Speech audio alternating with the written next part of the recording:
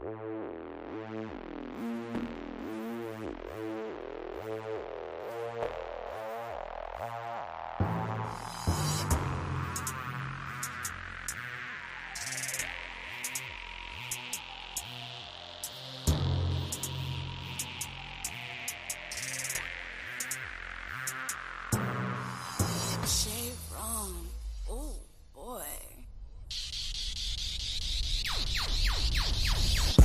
if it's a party, I know I slide.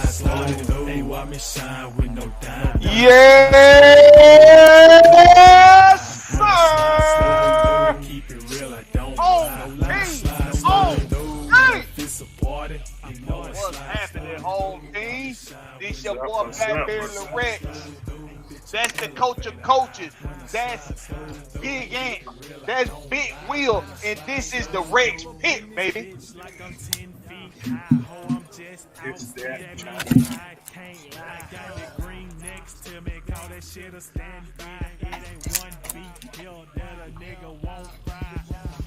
Hey, we appreciate y'all tuning in. Woo!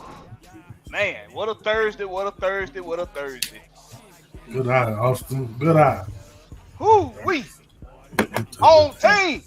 What's going on with your home team? Coach, what's going on with you, Coach? What's up, man? I'm chilling, man. Hey, what they do? It's that day, man. One day closer to Friday. I love that phrase. Just away, Rick. Just hours away. Big You Will. lucky I got to work. Yeah, me too. Big Will, what it looking like? What it looking like out there in the city? In the city, man. What it looking like? Over there way. Copa State over there way, man. Well, Big Ant. Is everything all copacetic over that way? Oh, you already know. It's all good over here on the east side. East side shouting. East side shouting. East side shouting. Yes. Oh, hey, home team. Y'all join us. Y'all come on in and get your seats and be ready to get entertained because we're gonna give you the goods just the way you like that. Now we got we're gonna have a real good show for y'all tonight, man. And it's really gonna be because I got the best there is, the best there was, and the best there ever will be right along my side with the coach of coaches and Big Ant and Big Will, bringing back Big Willie style. Some of y'all too young to know what that is. No. Get G with it. Welcome to Miami. Hey, but this the ATL version right here, player. Yeah, that's right. That's right. This the ATL version, baby. And if you got a problem with that, you can go back over that line. Cause we don't do that Georgia Florida line stuff. That ain't nothing but some country music type shit. We don't do that shit around here. Hey, okay? Come see. Got a problem? Come see me. But anyway, so Coach Unchained. Yes, sir. What's up? Got something real interesting for you, sir. I think I may be ready. Let's do it. The authors and Terry mean business. Business. What's transpired over this offseason is we have something that's very different going on with the Falcons. And the fan base is they throwed off because of it. It's like they confused, right? Because it's like okay, so we say they got all these complaints. They've had all these complaints about the Falcons, right? The Falcons don't do this enough. The Falcons don't do that enough. Yo, we need somebody in here that's gonna turn this team around. I'm tired of being a losing franchise. I'm tired of being a losing organization. I'm tired of not having a championship. Mm-hmm. But when we get these people in here, like the authors and Terry, when we get these folks in here that do that start doing something different. Start making changes with the franchise. Things that people in the fan base haven't seen before.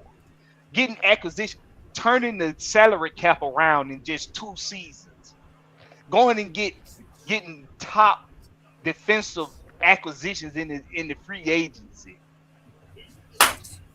When they do these things, but the fan base still are like, wait a minute now, yeah, I know we want it different, but this is a little too different because I don't know what it is. I don't know what's going on. So it's that question mark, right? It's that what to expect? We don't know what to expect. So what do they go to when they don't know what to expect? Well, I guess we're going to be losers again. So it's because they don't know what to expect, then they just automatically assume that they naturally are going to just accept that, okay, well, I expect us to lose again. So, coach, we've been paying very close attention to this front office ever since they got here. We've been listening to everything they've been telling us in the media, everything they've been telling us in articles, etc. The authors and Terry mean business, coach. The business that they mean. The business that they mean. Tell me what you take from that. Tell me what you take from what they've done so far. Well, what for me is that we're gonna do it our way, the correct way. So, but people, like you said, the people here are culturally conditioned to believe what they've seen in the past. Like you said, it's a change, and nobody expected change to happen fast. And these guys have done it in 2 years. Right, exactly. So, but they also expected us just to spend on name instead of on talent. Mm-hmm. So it's like I said, it's culture conditioned to be one way, and that's the way they wanted this organization. I ain't gonna say they wanted them to stay that way. They asked for something, but now they're getting it. They don't know how to react to it. So I'm happy with what they're doing, man. Hey, whatever they doing, keep doing it because we got ourselves a ball team now, y'all. It looks good on. It looks damn good on paper. Look We great on got paper. some ball, boy. But you know what? But one thing you got to say they have brought in. We brought in some guys with some dog. We haven't brought no little chihuahuas in. We brought some guys with some real bite. You know what I'm saying? Chihuahua they gonna bark. And that's what I kind of want to get into a little bit, coach. And I'm gonna stay with you on this. What you just said, we went and got guys that got that dog in them, that got that heart, that fight, and that passion in them to go out there and be nasty, mean, and just straight up gritty. Okay. Considering what you know about last season, as far as the defense being arguably the best defense in second halves, how is what they're doing now going to build upon that from last season? Well, the main thing here is about an adjustment. A different type defense. Well, I ain't gonna say it's a different. Yeah, I guess you call it a different type defense, but you're gonna be a little bit more aggressive, probably through the whole game because you have depth now. You building that depth. Because think about the first half, you have depth, but you didn't. You know, everybody don't play it the same way. Now they can go 100 miles an hour the whole game. So I kind of think to a degree. What's the word I'm looking for? I ain't say they took plays off, but I don't think they was as much aggressive they were in the first half they were in the second First half of the second half. Yeah. Yeah, we had that. We had that. Speak on that, Will. Yeah, speak on that. We had we always used to come out flat. We had that case of the flatness on both sides of the ball. We come out flat. For some reason, I don't know why. Maybe they weren't taking the coaching well or whatever. But Arthur Smith stayed on their ass. So hey, the defense finna be something else, man. I can't wait to see it. See what's going on with the fans, man. They didn't expect these boys to succeed. A lot of them didn't like Arthur Smith. That wasn't the coach they wanted. They wanted Eric the enemy. He said they got a head coach's job. Who down here at Washington being the offensive coordinator. You know what I mean? But the Falcons got the right man. The Falcons got the right man, dog. Mm-hmm. And we about to see. We about to see this year.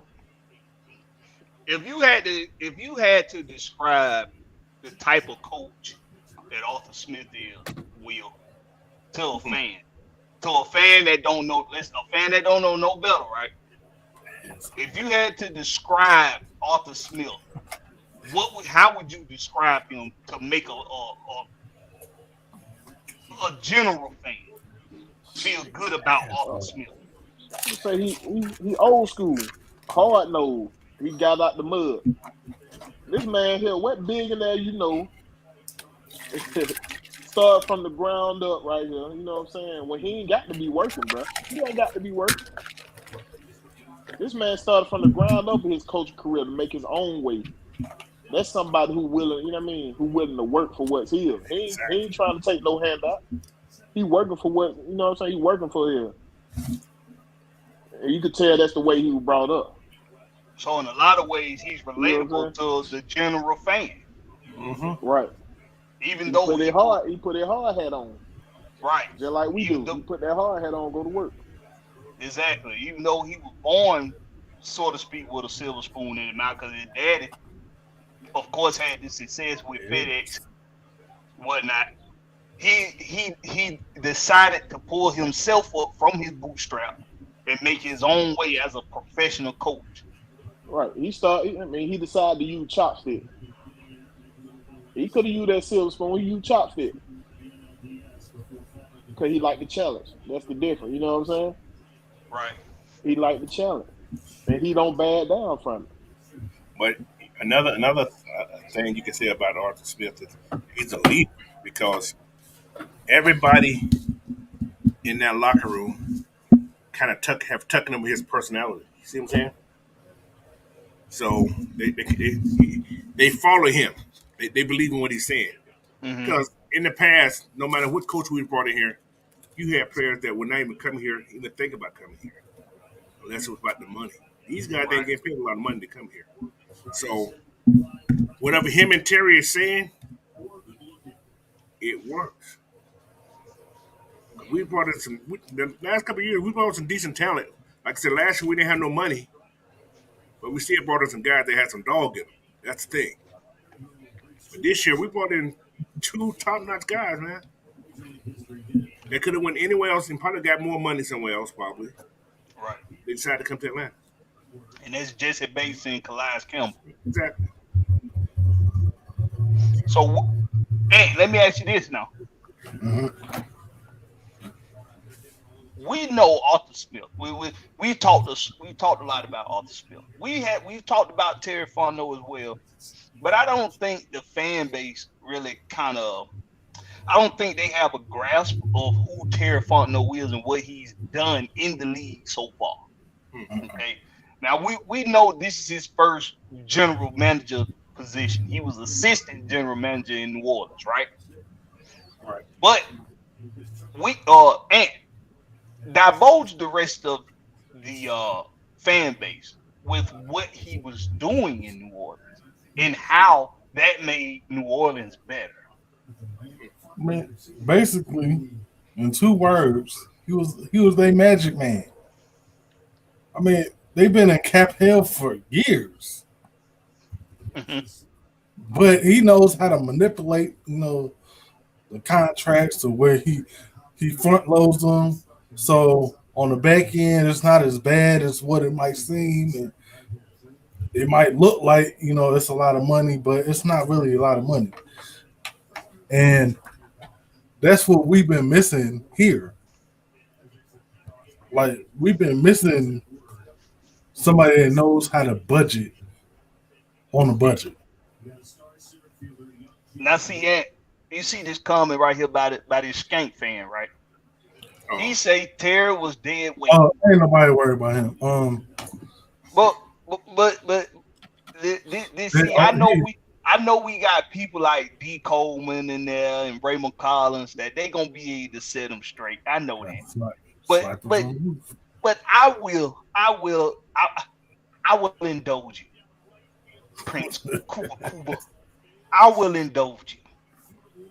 If he was dead weight, why I feel like y'all losing everything that made y'all good right now? The last 2 years. When it come to us, now they Last trash. 2 years, y'all losing everything that made y'all good. Everything that made y'all worth a damn, you're losing it.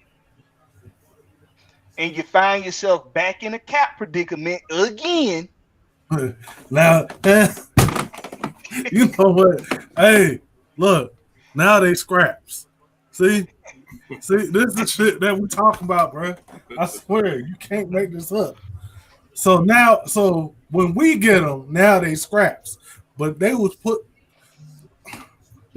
up numbers when they was on your team.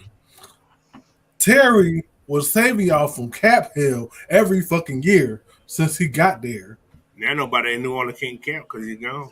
They can't They can't count because he's gone.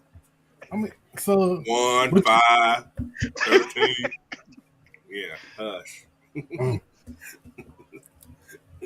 2 + 2 equals 5. No, it do not, Saints. No, it do not. now, okay, so hold on. I'm sorry, Blackberry. I gotta put this up there. Y'all read this right here. What this fool just said.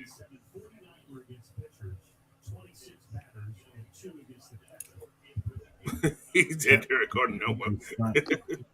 Jesus help us. Hold on. Did anybody say about this year? I'm pretty sure we were talking about in years prior. Okay, so the dumbfoundedness of that statement. Okay. What's going on?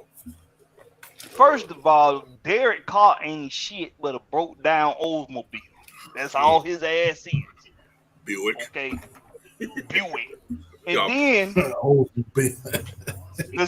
the so-called scraps that you're referring to involves Peyton Ellis, who had 7 sacks on the year, who y'all could have kept, or David Onemata, who you could have kept with 5 sacks on the year. That's a total of 12 sacks. You could have kept both of those guys. But instead, y'all chose to bring back Jameis Winston on an $8 million deal. Damn, it was that much? But Blackberry, didn't they lose Davenport too? They lost the whole D-line. They lost the only person they still got is Kevin Jordan, who don't show up until he play the Falcons. And that wasn't even the case last year. He was mauled last year. Last year, last year. Caleb McGarry was mauling his ass. Mauling him. See, now he's not a starting linebacker in the league. That's why I can't have no conversation with this guy. At the end of the day, that's the problem with a lot of fans is y'all think about these words. These are y'all trigger words right here. Starter, star, and superstar. Those are y'all the trigger words. Start with an S, just like shit. Hey,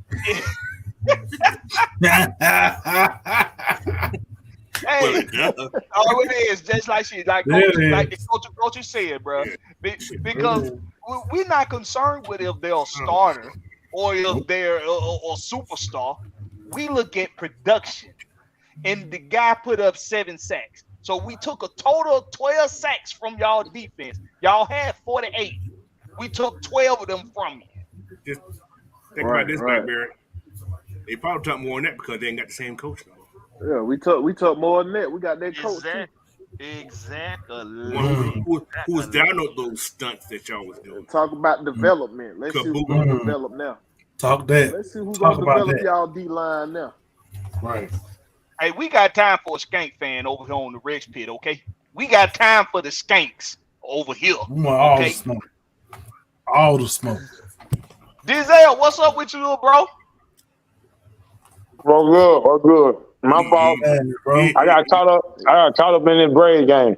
He over there. He got some wings know. over there. We know. You about like Big I'm Ant over caught there. up too. I'm caught up too. Don't Yeah, feel they bad. just gave up that 3-run home over there. It's all right. He gonna come back. He gonna come back real strong. That's Now, his first Denzel, one that he gave up. Yeah, he command a little off today. oh, who on the mound, y'all? Strider. Strider, Mustache Mr. man. Mustache, He's the Mr. mustache. Monopoly, Mr. Monopoly is on. He left that one hanging. But Denzel, real quick, before we move on to the next topic, we talking about this topic right here. The authors of terror mean business. We talking about what they've done and what they're capable of doing, and why the general fan, why they should know that these guys right here, these three guys, the authors, Arthur Smith and Arthur Blank and Terry Fontenot, why they mean business and how it don't look quite the same to the fan base and they don't know how to take it. What don't look the same? You talking about The approach the approach. that the approach this front office is taking, it don't fans don't know how to react to it because they don't know what to expect. So they automatically just expect to be a losing team. Tell me what you think about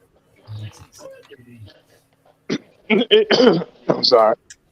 It don't look the same. It don't look the same because it's not a losing mentality. I see what you did there. That's why. I mean, Hey Sam, hold on, Zell. Sam, the link is in our group chat. Go in the group chat, Sam. Go ahead, Zell. but yeah, I mean, the definition of insanity is repeating the same thing and hoping that it changes. That just goes to show how much insane our fan base is. Oh, it Hold on, give me a second. Hold on. didn't go. Oh, no, it ain't no home run, but it close enough. Close enough. All right. Miami. Ray game. Hey, Miami 25 on Philly. On Philly? Got the Braves playing tonight, y'all, and hey, when we watching champions. When you watching champions, you gonna be tuned in, okay? you a little unfocused. You're gonna be tuned in, and we got another champion later on tonight. We're gonna discuss a little bit. Oh, you might be talking about them Atlanta United. No, not them, but yep, they champions too. But we'll get to it. But real quick, let's go on to the next one, y'all. Now, somebody I've been doing substantial homework on is Jared Gray. Ever since I learned that we had got him as an assistant, he's an assistant coach and he's the defensive backs coach. And if you don't know anything about Jared Gray is a former Pro Bowl, former All-Pro defensive back in the NFL. And this dude has a winning pedigree out of this world. He's just he knows how to put it together. He knows how to be a winner. He got something that Coach talked about earlier about that dog mentality. And when you have dog mentality coaches, dog mentality your players, that's gonna bleed into your players' mindset, and that's because that's naturally who you're gonna go after. So, Coach, real quick, you know some things about Jared Gray. His influence on this team, how monumental is it? Well, those DBs gonna be more stable and more aggressive. They're gonna know how to read the play before it develops, so they won't be left, confused. So he's gonna make sure they know what they're doing when they get on that field. So I don't know who our DB coach was last year, but he don't have this type of talent of coaching that Jerry Ray has. So, but yeah, Jerry Ray gonna be, like I say, he's the assistant head coach, right? So I'm assuming he's gonna be the defensive, not the coordinator, but he's gonna pretty much control that defense. Art Smith gonna control everything on offense. He's gonna control everything on defense. I don't know if he's gonna control it, coach. Well, he's gonna have a lot more say on that defense because think about. You think so? Then Nelson. Okay, think about this. Who's the coordinator for the offense? It's well, I think it's a frustration. David Goins the coordinator. David Goins actually designed most of the plays. Art Smith just calls them and put them in order. Mm-hmm. Yep. He has a say so in it. See what I'm saying? However, just like for defense, Nielsen is the coordinator, and Nielsen's gonna probably call the plays, but Gray gonna have a lot of influence on it. Y'all work in unison. Okay, I can see that. Gray probably come up with the game plan. Yes, exactly. Nielsen called the play. Yeah, that's exactly what I mean. Yes, exactly. So, but hey, man, if you turn Stokes and Alexander to all pros, man, this man we can do it. Richie Grant and those guys there too. Why not us? Why not exactly? So, but yeah, why not us? Weekend, y'all just stay tuned more. So I got a show talking about every position, man. So we'll do stuff on that.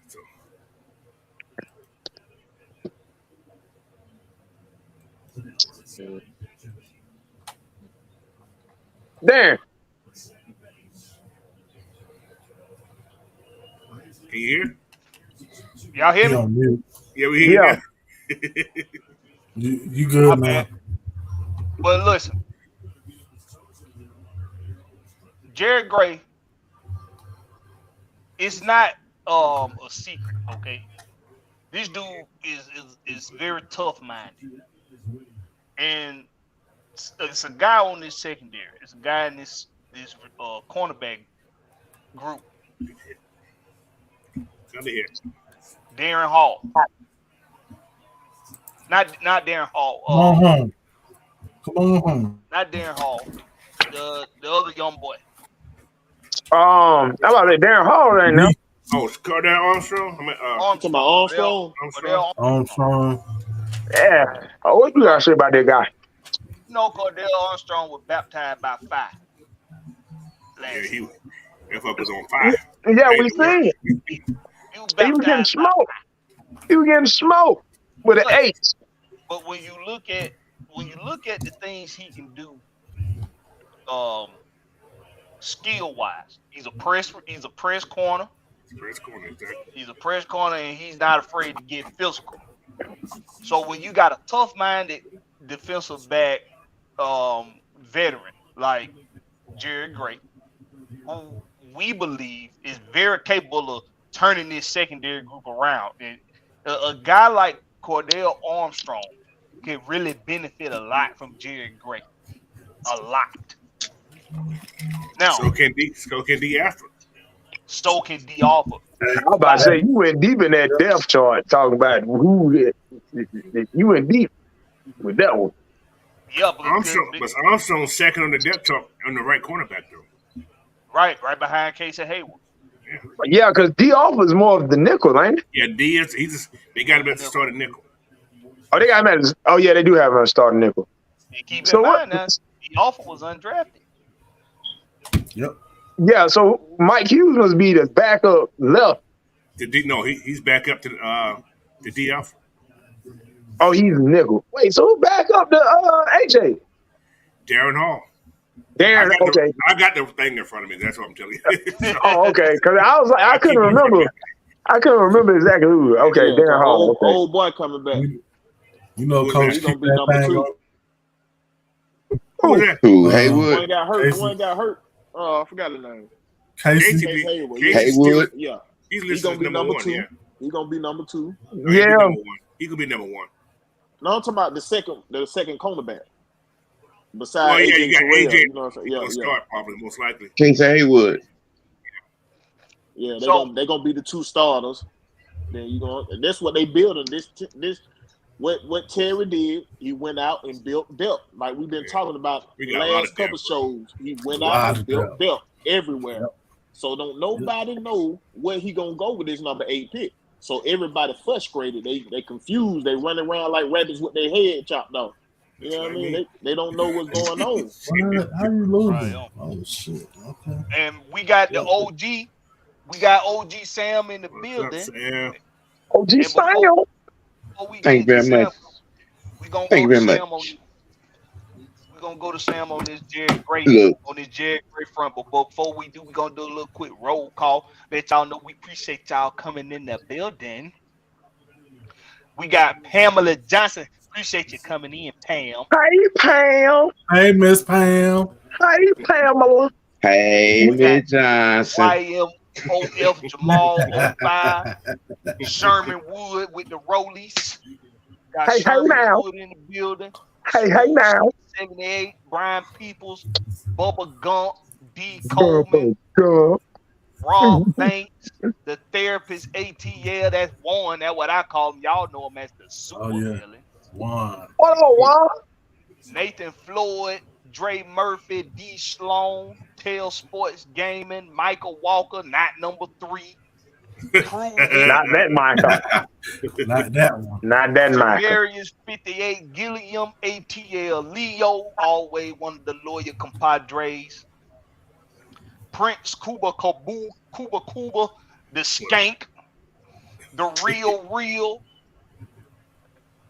Who else we got? Oh, who is ATL Leo? Because this Targaryen line, they be catching me off guard every week. I'm like, somebody's a fan. It's a dragon, though. It ain't no damn lion. It's a dragon. It is a drag. I just thought about that. Dragon. I watched the show. It ain't no damn lion. Yeah, Coach, you down playing it. You got Ghost Peppers in the building. Y'all know Ghost Peppers. Y'all know what he about. Terry Lloyd, Raymond Collins. What we got? We have JB. What's up with you, JB? JBL. Bradshaw. Right. All right. AT Alien. What's going on with you? So, you know what? Delray Bellamy. What's up, Delray Bellamy? You be a Bellamy cousin? How to be a player. Deal the Dunn, Ernest Gibson. We appreciate y'all coming through. Mucho Grundy. We appreciate y'all coming through. Y'all in here deep tonight. We appreciate that. Appreciate that. Appreciate y'all. And y'all remember, y'all what? Hey, you want to get your questions asked early before we get to the Q&A? Send in that super chat. We'll put you to the front of the line. We'll get your question knocked out. Now, Jerry Gray's influence on this team. Now, see, we got somebody. We got OG in the building. Now, see, just like the coach of coaches, OG Sam, he been watching the Atlanta Falcons for a long time, y'all. He done seen a lot. 45 years.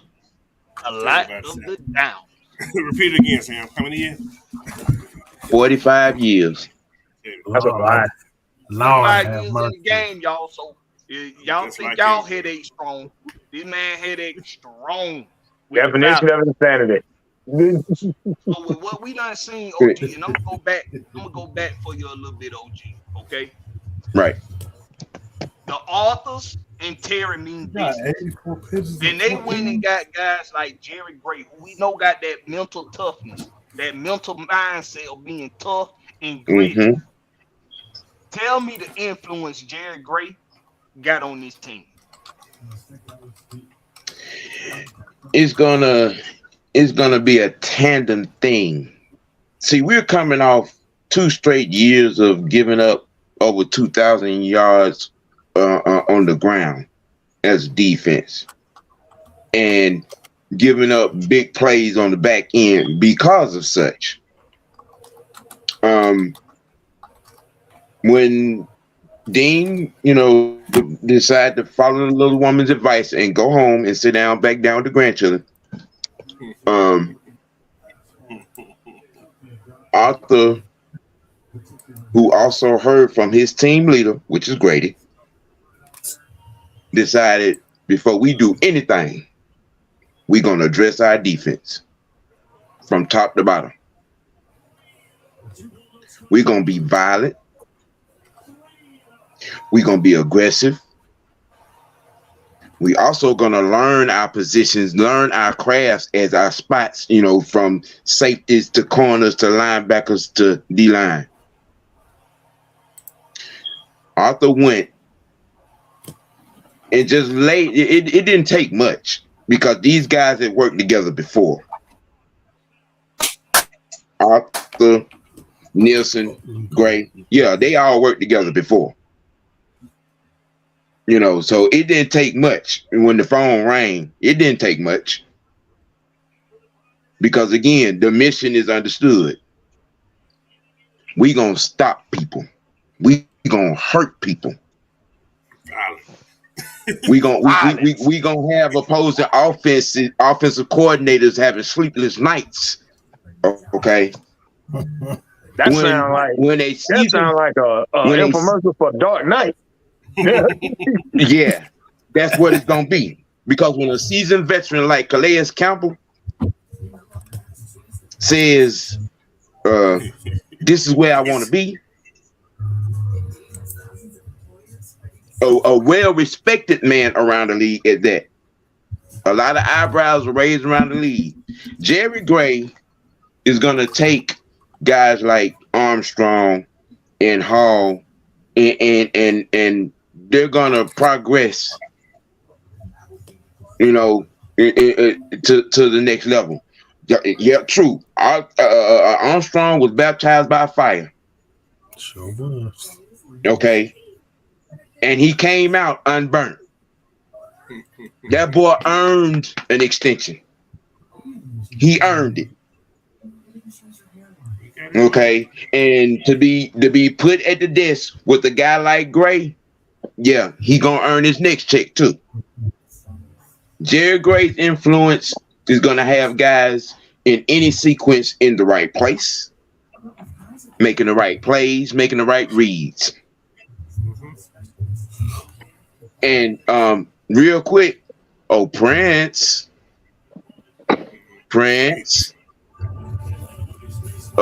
You big mad or little mad? He beat man. Because see, Mr. Nelson is the author of those 262 sacks that y'all accumulated down there over the last 5 years. That's why you in here talking crazy.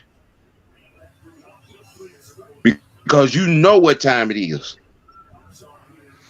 So you might want to go and sit down and put your little brown paper bag back on and stop bumping your gums. Get your wet nap, wipe your tears a little bit, because you're going to be crying all year. Oh, what? Them tears getting dry. Wipe your tears with a wet nap.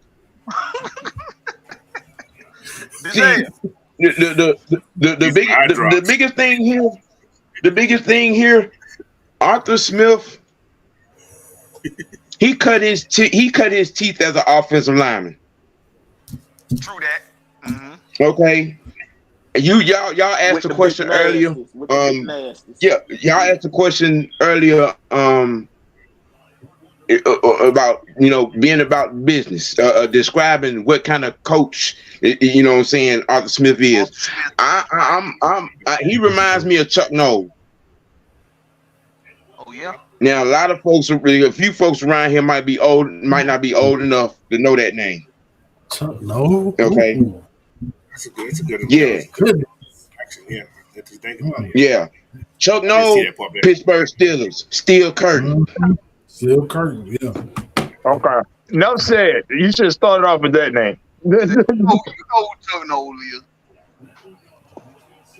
I don't know who Chuck Noll is. You got a lot of these folks that's only been here as a fan since Jim Mara, Michael Vick.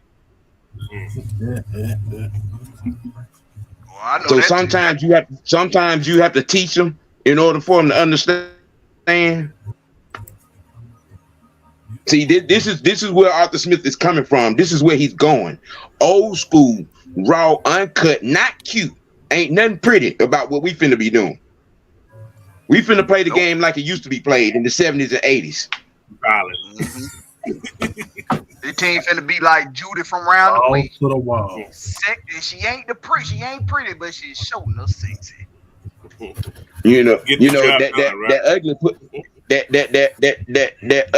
ugly vagina curl your toes. Hey, before we get too crazy, Denzel, hit that super chat and answer that super chat, Denzel, by Deal to Done. Appreciate that $1.99 Deal to Done. Appreciate that. Love and blessings, brother. Love and blessings. And love and blessings to the man Prince. Kuba. I don't want to disrespect the last name because it sounds like it could be on some Islamic. I don't give a damn. That's some shit he made up. We just call him Prince Fufu. Prince Kubaka shit. Go ahead, Denzel. Answer that super chat. Let's give Deal to Done his due. Deal to Done. Is this a top 15 defense? No, it's not a top 15 defense. Okay, you got to explain why you don't think it is. It's a top 10 defense. See your boy Luke there.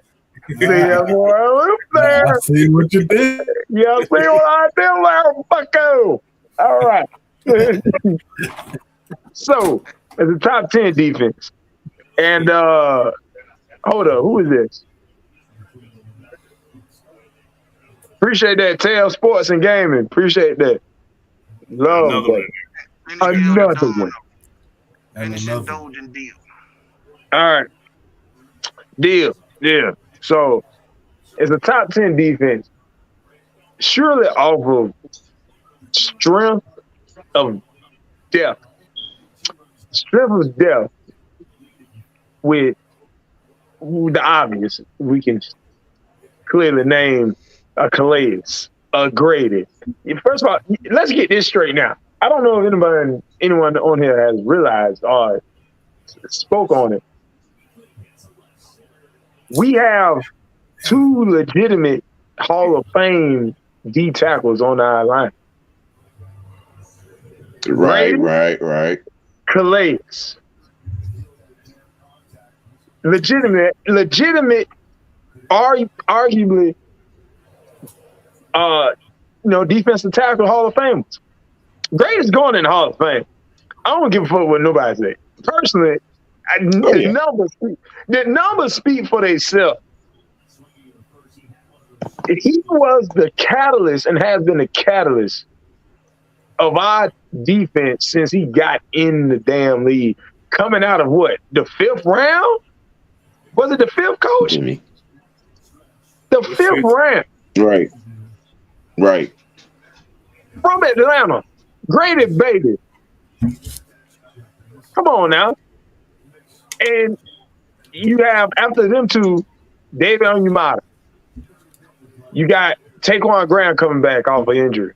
Taquan Graham was doing pretty damn decent before he got hurt.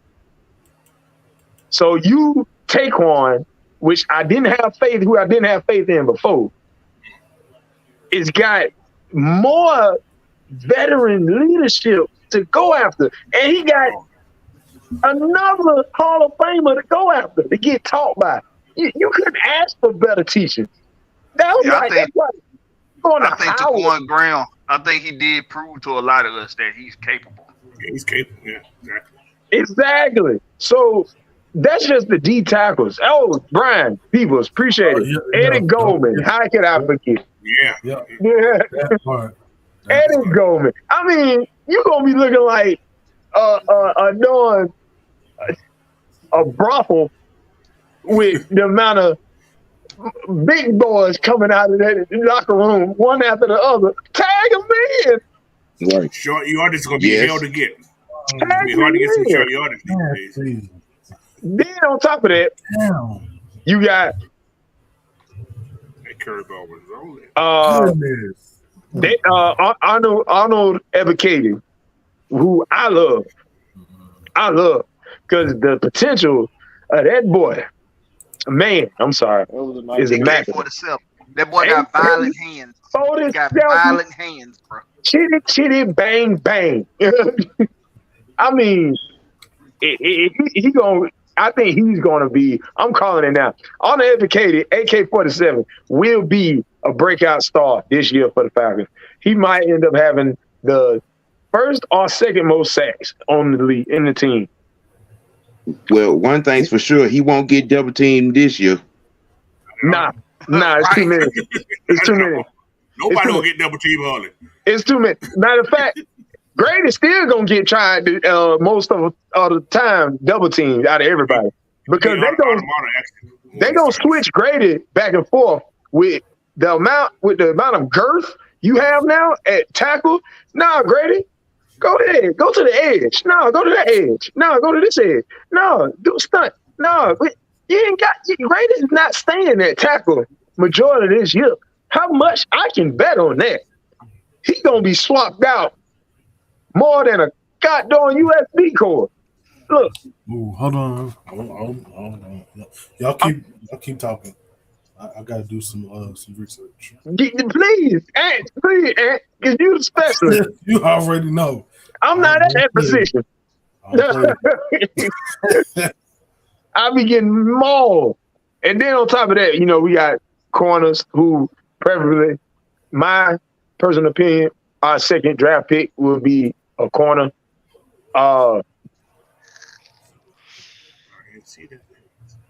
Personal. Top 10 defense.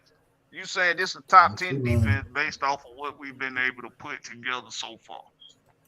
With the type of coaches we have too, that we just spoke of, Mr. Coach Gray, Nielsen, them is hard-nosed, red-nosed pit bulls right there, mixed in with a Rottweiler and a German Shepherd. And whatever kind of dog that the police be having, because that's not a German Shepherd. But that motherfucker too. And you gonna literally, Calais Campbell, when he said the Falcons would surprise a lot of people, he wasn't saying that because he getting paid. He could have been getting paid with Kansas City. He had his pick of where he wanted to go. Pick up a little, and that man said, I mean, I done been in Magic City plenty of times off the blank. That don't impress me. But I tell you the Lions and the Bills were offering more. Yes, they were. The Lions was definitely offering more. So yeah, the Lions and the Bills were offering more. Culture, and talent surrounded around. This is different. It's different. It's different year. He also liked what the brass was saying. Also, he said he liked what Terry had to say. And he loved what Arthur had to say. Right. He said, it goes to show. It's like Kirby. It's like Kirby in Georgia. We gonna bring you in, and you gonna want to stay. Arthur Blank's phone call will seal that deal. We'll appreciate that $4.99 Tail Sports game. He said, facts, Big Sam. Calais Campbell wanted to go somewhere as they win, and he had plenty of other offers. So that tells me a lot. This gonna be a good year and future. Absolutely. Yeah, I mean, listen, is this a top 15 defense? I'm with Denzel. I think this defense has the potential to be a top 10 defense. We got, like Coach said earlier, we got the dogs. Like Sam said, we got the influence in the coaching staff. I mean, regardless of, what anybody want to think about the Falcons, what we've been trying to tell y'all in a nutshell is this ain't your little cousin Pookie Falcons no more. This ain't them. Pookie being locked up. Pookie and Ray now. You want to know the common denominator of all these guys? from Bates to Hughes to Calais to Ellis, Big Dave, all of them got playoff experience. Bingo. Ding, ding, ding, ding. That's right. They got playoff You got experience. players. You got players that got the experience of being successful in the playoffs, and you got coaches that have been not only successful as coaches in the playoffs, but you got a guy like Jerry Gray, who's a former All-Pro, former Pro Bowl player. So you got guys like Jerry Gray that's in this coaching staff that have a winning pedigree and got a mindset of toughness and discipline. And I think the discipline part is probably the most important, because discipline ain't just about guys keeping their nose clean off the field and not getting penalties during games. That ain't just what discipline is. Discipline is also doing the work to be the best that you can be. That's also discipline. And what we have been seeing from this team, we mentioned this some shows ago. Ain't nobody doing no talking. Ain't nobody doing no talking. All you seeing come from the Falcon camp is guys working. When you go on social media, you go on Twitter, you go on YouTube, all you seeing is these guys working. You seeing Riddle working. You see Drake working. You see AJ working. The only thing you seen outside of these guys working, it was still working, but people just didn't know it. When they took that picture with them of themselves at that lounge with Jesse Bates, yep, they was working. That's what got them here. That was them sending out a message. Like we some we ain't playing no games out here. Doing some gangster shit with the Falcons now. Them boys running around Buckhead celebrating. That's right. This ain't your little cuz Pookie Falcons no more, bro. This is something that if this look unordinary to y'all, if this look unfamiliar, it's because that's the intention. You not knowing what to expect, that's the intention. And that's what we trying to get through to y'all. The ones of y'all that want us to go out there and get guys that we got no interest in getting just because of their name, just because of the clout that they got. That's the intention. Arthur Smith, Arthur Blank, Terry Funder, they don't want y'all to know what the fuck going on. They don't want us to know. That's the point. That's the point. I want y'all to think about the Pittsburgh Steelers. This is a team that come up a lot for us when we trying to describe to y'all what we talking about. And the reason why OG Sam and the coach of coaches, the reason why Coach Unchained and Big Sam can use these guys as an example, because they done seen this over time. The Pittsburgh Steelers, who knows what they're going to do? Nobody knows. But you want to know what they know for a fact that's going to happen? Is they always going to be in the conversation. Come playoff time, they always going to be in the picture. All I know is Devin Ritter gonna have 28 for the 8 by the end of the season. At the minimum. I love hot takes. Let me go cook some grease. Let me go put on some grease. Get some hot grits. Anybody want some grits? You gonna get some grits. You wanna know who like them? You wanna know who like hot grits? With cheese. This offensive line. Oh, they like a bunch of stuff in their grits. You wanna know who like them some Gladys Knights? This offensive line. Boy, do they? the residential nose tackle, but we gonna talk about the other side of the ball for you today, and I want you to talk about the other side of the ball today. Uh-oh. Cause I know you might be the resident nose tackle, but I know you was a two-way player. I know you was. I know you played both ways, my guy. So, man, this offensive line, okay. First, I want you to tell me what you think where do you think the Falcons gonna go from here with the offensive line? What they gonna do at left guard? What they might do at center? And then I want you to tell me how this offensive line gonna be better as a result. Well, all I'm gonna say is, for all those people that's been calling for Dahmer's job, pump your brakes, because that was his first year. Just bear with them. We got to remember that our head coach is the offensive lineman too. So just sound better music. Just wait. Just give him a little, like he only had 4 games to get acquainted to a new quarterback from what that bullshit that he had before that. Ooh, Jesus. That's true.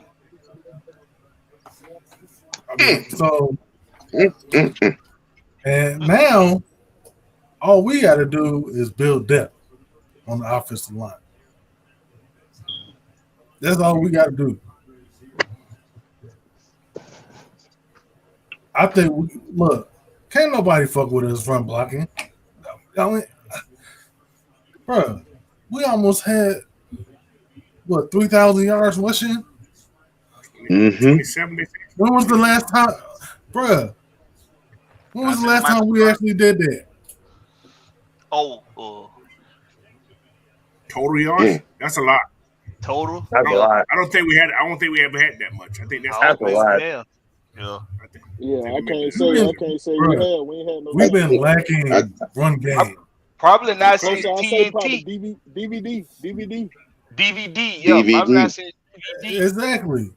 We've been lacking a run game for years. For years. A consistent run game. We've been lacking this shit.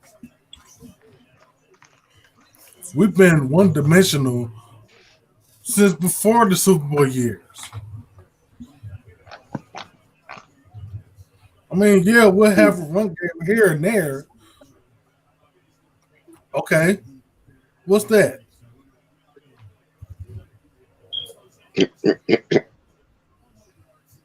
I'm just saying. We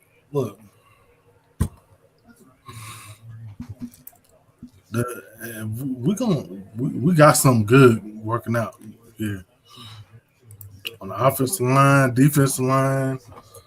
It's all coming together slowly but surely, and they're gonna hit their stride from the middle of the season. Yeah, we had the second most rushing yards, guys. The first was by 2006 by Jamal and those guys. They had 29. Yeah, 2006, 29-39. Mm-hmm. Now, Coach, how long has that been? I'm just curious. With 18 years. Yeah. 18 years. 17, 18. And what's weird about the whole thing, that year they only had 9 rushing touchdowns. We had so 17. Grundy say he don't remember Dalman dropping the ball with Riddle. Now let me Riddle adjusted to the way he was snapping the ball. That's why. Is it possible that anybody can answer this? Is it possible that Marcus Mariota was really the reason for some of those damn bad snaps? We know. Ain't no guessing. Go ahead, Sam. Ain't no guessing. Since y'all brought up quarterback one. That's a good one. I see what you did there. See, you trying to sneak that pass like that. You have to understand the situation, and I'm trying to hold my composure because that sucker duck ass fool took a shot at us in his introductory press conference. I'm glad you said that shit. What did he say? I saw What did he that. say? What did he say? What he said? Got the nerve. He got the nerve to come out his face hollering about he's good and ready to be a mentor. Nigga, you can't mentor nobody. Who you? How you gonna mentor a man that was second in MVP vote and went to the Super Bowl? What can you teach him besides being the quitter? Facts. This how you walk. Holding his sweat towel. Yep. You know, okay, we gave you a second chance on your career. You dropped the ball, you fumbled the ball, you shitted the ball, and then you took said ball and went home.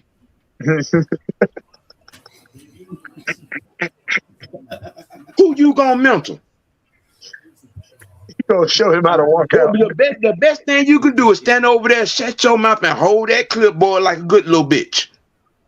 Oh no! Oh no!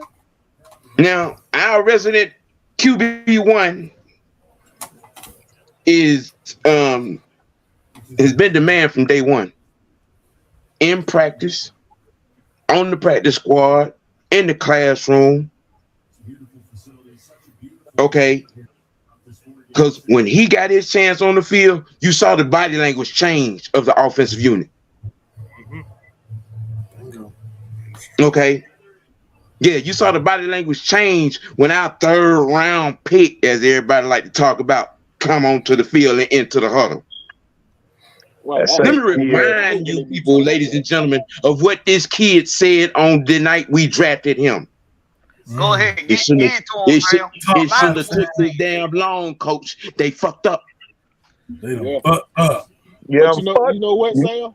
You know he fucked up. It's funny how everybody forget that Tom Brady was a 6th round pick. Yeah. But Joe Montana was a third round pick. Yeah, they had like a 3rd round pick as a disease or something. You can't determine how you pick, then is when you get your opportunity, what you do with it. Look, I never understood that. Never understood. He was the second quarterback off the board, though. Arthur Smith had a 3-hour conversation with this man before we drafted him. Yeah. If you don't have a plan for a guy, if you don't have a plan for a draft prospect, why have a 3-hour conversation with him? I don't know what dude talked to another dude over the phone for 3 hours. Oh no, this was face to face. Oh, that was face to face? Yep. Boy, they must have been talking about family, love, money, weed, the galaxies, stars, the solar system. This was face to face. Yeah, okay. Like him. He and they talked about the plan. Okay, the only reason that Mariota saw the field is because Arthur wanted Dez to be ready. They was feeding him parts of the playbook bits at a time and figuring out what he was comfortable with. See, when you're doing things the right way, you don't rush. When you're doing things the right way, you have a plan, you follow that plan. People, please understand, this man is following the advice of a Hall of Fame coach that told him on national TV, do it your way and don't pay attention to the outside noise. Said verbatim by Tony Dungy. Wait a minute, Sam. Slow. I want you to rewind, and I want you to say that again real slow. Say that again real slow. He is following the advice given to him on national TV, on Football Night in America, NBC. Tony was serious when he said, which camera am I on? He wanted to look in the camera and told Arthur Smith, keep doing it your way. Do not pay attention to the outside noise. And he has followed that advice to the letter. Volumes. Y'all out here calling this man a fake tough guy. No, boy, look at him. Okay. But you know what, Sam? You know what? He was already doing it anyway. All Tony Dungy did was stamp it. He stamped. Yes, That's what exactly. Arthur Smith That's was the doing point. from day There we one. go. That's what he, you know what I'm saying? That's what he You was got telling the you people. got a Hey, stamp of approval. You got a stamp of right, approval from a right, Hall of Fame coach. right. You know because what? because he Blackberry. because Tony Dungy recognized what Arthur Smith was doing, what he's about, and he said, "Keep Mm-hmm. doing it." Go ahead, Ant. When you had asked early on in the show, what kind of coach do you think Arthur Smith is? He is a straight up asshole. Oh yes. Oh, he ain't shit. He definitely ain't shit. Because he came in here and he got rid of niggas that didn't want to do shit his way. Uh-huh. Bitching and moaning and whining and I want that. Nah, bitch. Mm-mm. Nope. We gonna do Nope. that. Ain't no crying in football. Ain't no Pipe crying in down. football.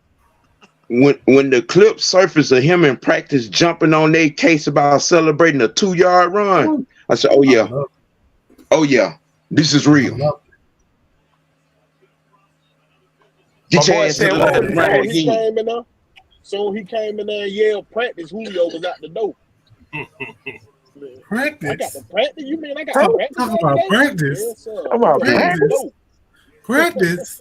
You know who I am? I'm number 11. I get hurt 70% of the year. And speaking of wide receivers, Coach Unchained. Talk to me. Now, it's fun. It's fun coaching receivers, ain't it, Coach? Ain't it fun? If they do the right damn thing, it's fun. If they Well, try to fool, well, it ain't fun. when That's you any good. when you come across a guy like a Drake London, Coach, as a coach, and you seeing this dude, you seeing what you seeing how physical he is as a wide receiver. You see he got that mindset, oh, I'm finna go out there and dominate the man that's in front of me in the run game. I'm finna go out here and block this nigga out his cleats. When you got a receiver that got that mindset about blocking, and then you see what he can do like a Drake London. Now, I was excited about Drake London when we drafted him. I wasn't mad at it not one bit because when I went and looked at the tape on the dude, I say that right there, that's It's a legit. dog right there. Yeah. Yep. That's off That's the guy right that's a there. pit bull at receiver. Right. Exactly. Now And with this receiver group that we got, I'm gonna go to coach, then I go to you, Will. With this receiving group that we got, what do you see us doing from this point on with the receiving group? What additions would you like to see, and what do you think we currently have with this receiving group? Well, the first three we have on the starting. Well, the first unit right now. You got Drake, Mack, and then you got Scotty. All right. Right. Don't know what Frank's gonna do. He probably on the practice squad again. Josh Ali practice squad most likely, and Rashawn Henry going. But Jared Bernhardt is a tricky one. Don't know where he's gonna be right now. Yeah, But it's tricky. we will be drafting a wide receiver. Don't know what round, but we will be drafting a wide receiver, maybe two. So right now, man, but we got blockers, man. We're gonna be better in the run game. I can guarantee you that. What round you see them drafting the receiver? Oh man, shit, you got me on a limb on that one. I'm gonna say third, man. For some reason, I see a third Yeah, round pick. read my mind. Read I'm my gonna say mind. third round wide There receiver. too. Yeah. So I don't think it's gonna be that high. I think it's gonna be out the undrafted pool. that's possible. There's a lot of them. Hey, Sam, there's a lot of them in there. You're right. There's a lot. It's deep. It's deep. I'm All with right, Dre. Will. I'm with Dre on that. I'm with Dre on that. We need to give Jared Bernhardt a freaking chance. I'm with that too. I want to see him get an opportunity. You need to I stay think healthy that though. opportunity Well- need to come in the preseason. Give There you him go. that Well, that opportunity was, in the preseason. Have him in there that with was every last group. I want to see him in every group in the preseason. The starting group, the scout group, the trying to make the team group, the your ass out the door group. I want him in every group. I want him out there the entire preseason if he's healthy, which he should be. because they Yeah, took him he's off helping in the that. reserve. Yeah, he was out They the took first like second week. like the They low key well, signed him they to a had 3-year deal. right. The 3 year. Let me see. He did. Yeah, it was a 3-year deal. They snuck that all the way up under the radar, signed him to a 3-year deal. Sure did. What? They sure did. Yes. Bernhardt is on a 3-year deal. Like they signed him this year? No. No, Y'all This in is last year? last off season. Mm-hmm. What? Well, not off Yeah, season. all the way up under the radar. See, I keep look, what did we just say about Arthur Smith and Terry Front? No, they ain't shit. They ain't shit. Ain't And they shit. about business. His contract over in 24. Yeah, so 22, 23. Yeah. And I remember it because it was around the same time that the Hawks had signed Tyrese Martin to a deal Mm-hmm. out of G G League. League. Mm-hmm. Yep. It was around I that don't think same time. Only thing about his what's come, if he get cut, ain't no dead money. Exactly. So Will, with what we just talked about with Bernhardt, this receiving group, what you want to see? What do you want to see happen from this point on with receiving group? It's gone. Well, before I start talking about the receiver, I'm gonna go back. I'm gonna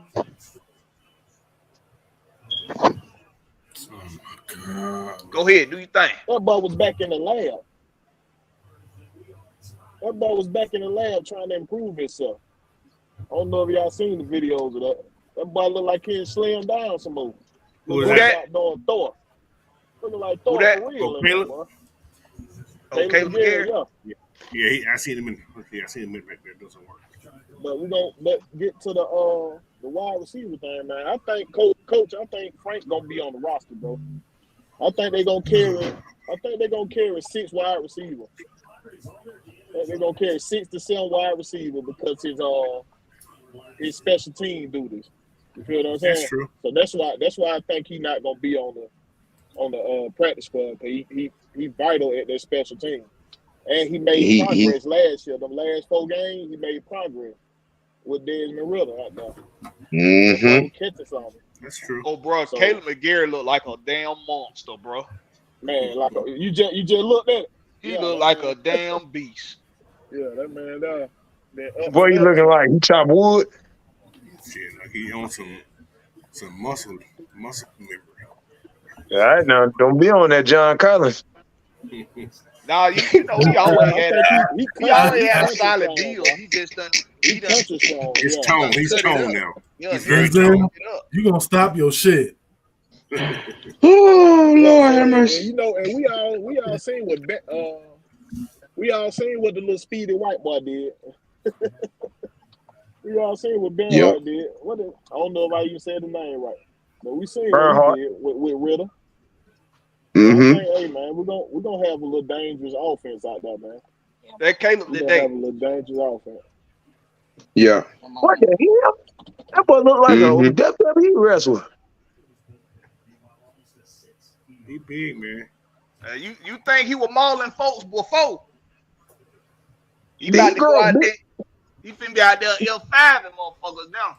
That what he look Yeah. like. He look like He more does.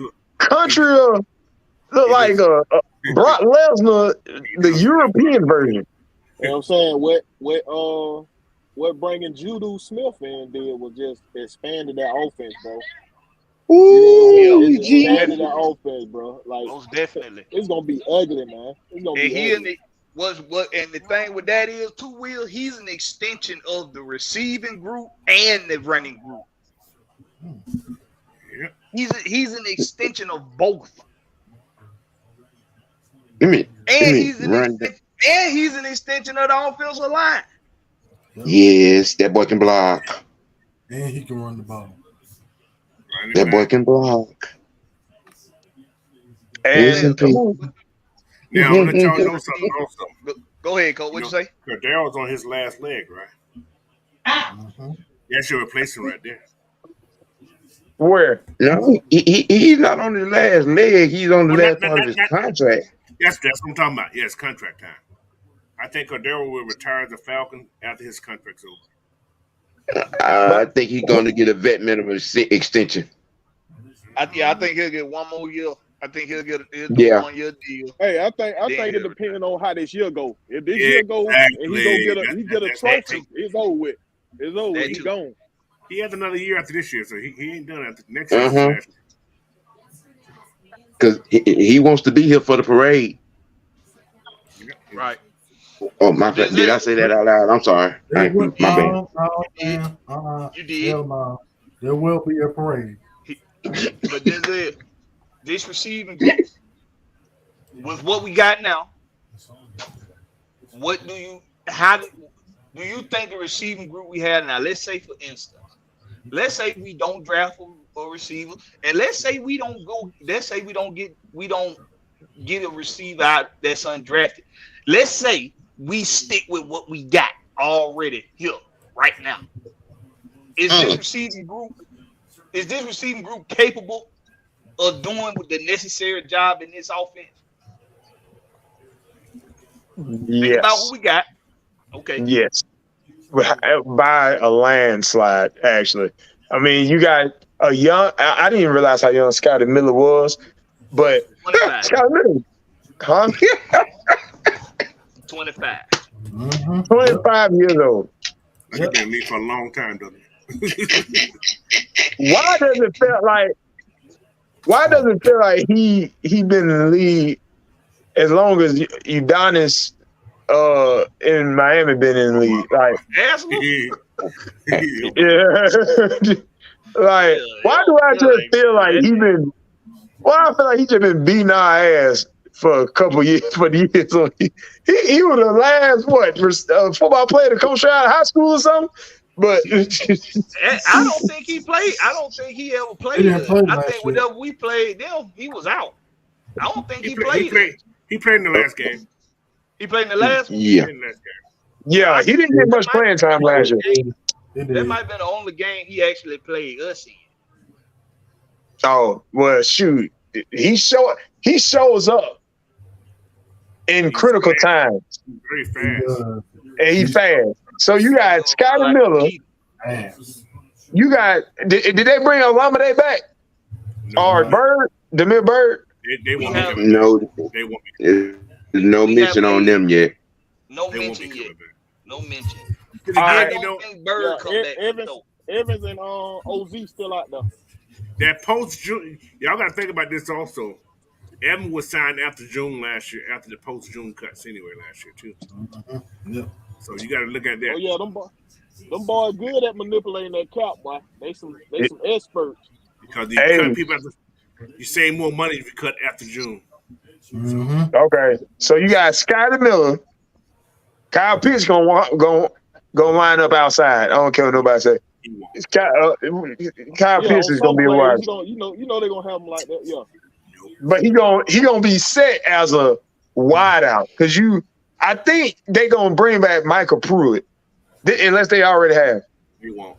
No, not yet. Nothing been said on him yet. Tight ends on the books. Coach, that's my point right there. That's why he nigga tired the game. Let me remind you of something. He gonna get paid wideout money. I like Michael Pruitt.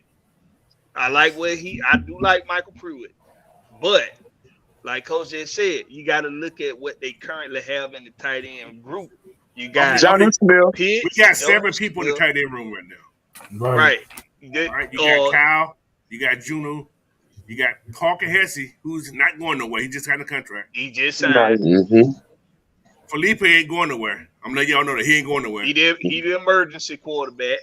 And he's a special team guy. And he'll special teams. And John Fitzpatrick. They're going to be your 5 guys on your roster right there. And they drafted John Fitzpatrick last year in the 7th round. Don't be a 5 what's called. I can go with 5. I carry 5. 5 but only 4 going to dress. Right. Well, yeah.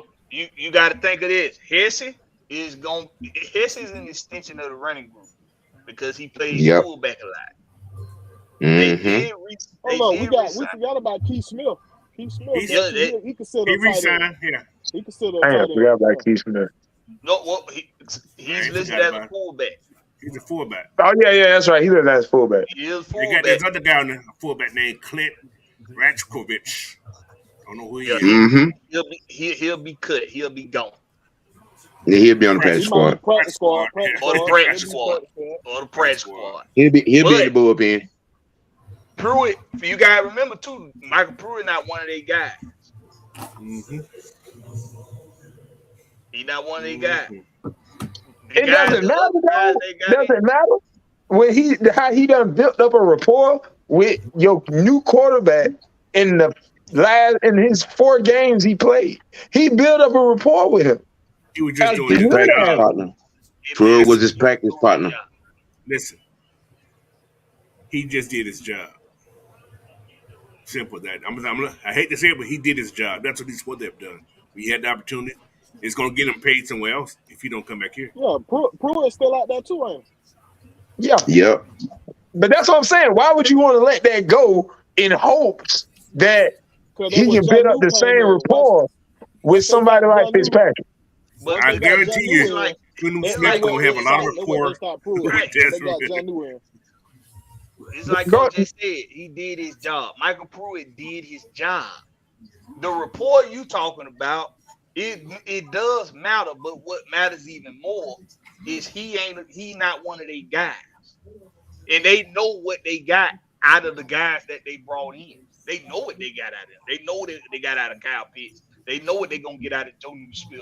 They know what they're gonna get out of John Fitzpatrick. Even though people, Do you really know what you're gonna get out of John Fitzpatrick? He's going to Oh block the yeah, hell out of you you. seen that at Georgia. I Yeah. can't wait. Him and I can't Washington wait. was locking it down that run game. Boy, I can't wait for you to see John Fitzpatrick Mhm. in action. Hey, Yeah. but you I know, like him. You know what? It's your boy out Pruitt out because he don't block like Hesse. Hesse You can don't block block like like a that. mother. You're right He about sure that. He No. don't block like Hesse. That's what pissed him out. He don't block like If he Felipe blocked- either. You know what I'm saying? If he would have blocked at least halfway like Hesse do, Hesse would have been gone and he would have been staying. Mm-hmm. Pruitt And your would stay because he got Your him. 4 tight ends will be Kyle Pitts, Joe Newsmill, Parker Hesse, John Fitzpatrick. That's gonna be your 4 tight ends. I'm You cool got- with that. Parker you Hesse got- Parker Hesse can catch. You got 4 guys that can block their ass off, and you got 3 of them that's known for being reliable in the passing game. John Fitzpatrick, that's your ace in the hole because 6'7", 270 some pounds. It's a mountain of a man. Greg Vaughn. That dude Now gonna be a imagine freak, having bro. two 6'7" tight ends in your run game. That's what Georgia had throwing at them boys. Yeah, hell, I'm gonna get Hold on. into kind of You that do- in you do the all next that? segment. Tell me you want 260? We got- Put We Felipe got in there. that. Yeah, Felipe we is got 6'7". that. Felipe 6'7". Yup, You Felipe right. six, You right. yup. I ain't putting Felipe nowhere near. Hey, Y'all he know, get man. better, Y'all though. better He watch get out better. for Felipe. He get better. I Some seen him watch crack out. that. I People seen him sleeping crack on that stuff before. Felipe. I'm gonna continue to sleep on his ass until he show me Look. that he can run a clean route and catch the ball Look. during the game. Felipe Might get is beat our up. other Might Swiss get Army beat up. knife. Felipe Thank is you. our other Swiss Army knife other than Cordell. Yeah. That's fine. When we on the 1 yard line, or we got 1 yard to go, or we need to run I mean, that's fine. Because if you want to talk about like jet sweep, we got Scotty for that. What you want to do? What? But you got to think about his special teams contribution too. That's what I'm doing. I'm taking that aside. I'm putting that That's the aside. thing, you can't though. You can't put that to the Why side. you I can't? think we were like what, number 2? We were like number 2 special team last year, wasn't we? Number Yeah. 2 or 3. We was right pretty high. Yeah. Like guys like Frank Darby, like people clown Frank Darby for being a goofball, but the dude damn good But on he's special still here for a reason. He a hell of a He's gunner. still here for a reason. That part. No, because he's still Special fast. special teams is your third aspect of the game. Don't forget It that what matters. Cardell Patterson made it at. Cardell Patterson made it on special teams. Mm-hmm. And That's good and all, but I was keeping it on the offensive side. because we already know he gonna be there for special teams. But Okay, so offensively, we not worried about what he gonna do on offense side because he ain't gonna be. oh, He's not okay. gonna, Felipe see did. what I'm Hey, saying? think about this. Some of those yards that Tyler actually got last year because of Felipe blocking. Yep. Well, like we just said, we got people who can block. He's a real Boy, tight end now. y'all gonna learn to understand Arthur Smith's brain after a while. Mm-hmm. But I hey, understand it. I just don't believe in Felipe Franks. Arthur Smith do. So that's all As that long as he matters. ain't playing That's quarterback, all that matters. He got to that's show all that me matters. But hey, consistent. Next subject, though. let's get into this draft. So, as of right now, we still have the 8th pick. Now, the draft is April 27th through the 27. 29th. No, it ain't. It's April 28th, ain't it? 7 is that Thursday night. The 27th through the 29th. Oh, okay. So,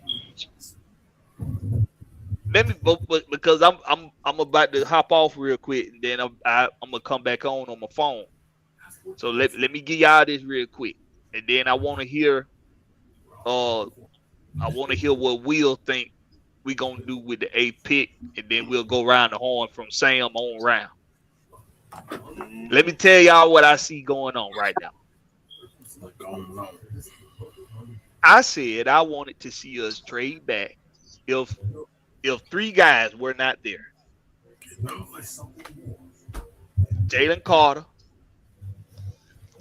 Tyree Wilson, and Will Anderson. We know Will Anderson ain't gonna be there. If Will Anderson is still there at 8, that means the first 7 picks they shit the All bed. quarterbacks. That's a no-brainer right there. If Will Anderson is still there at 8, the first 7 teams shit the bed, and I mean that.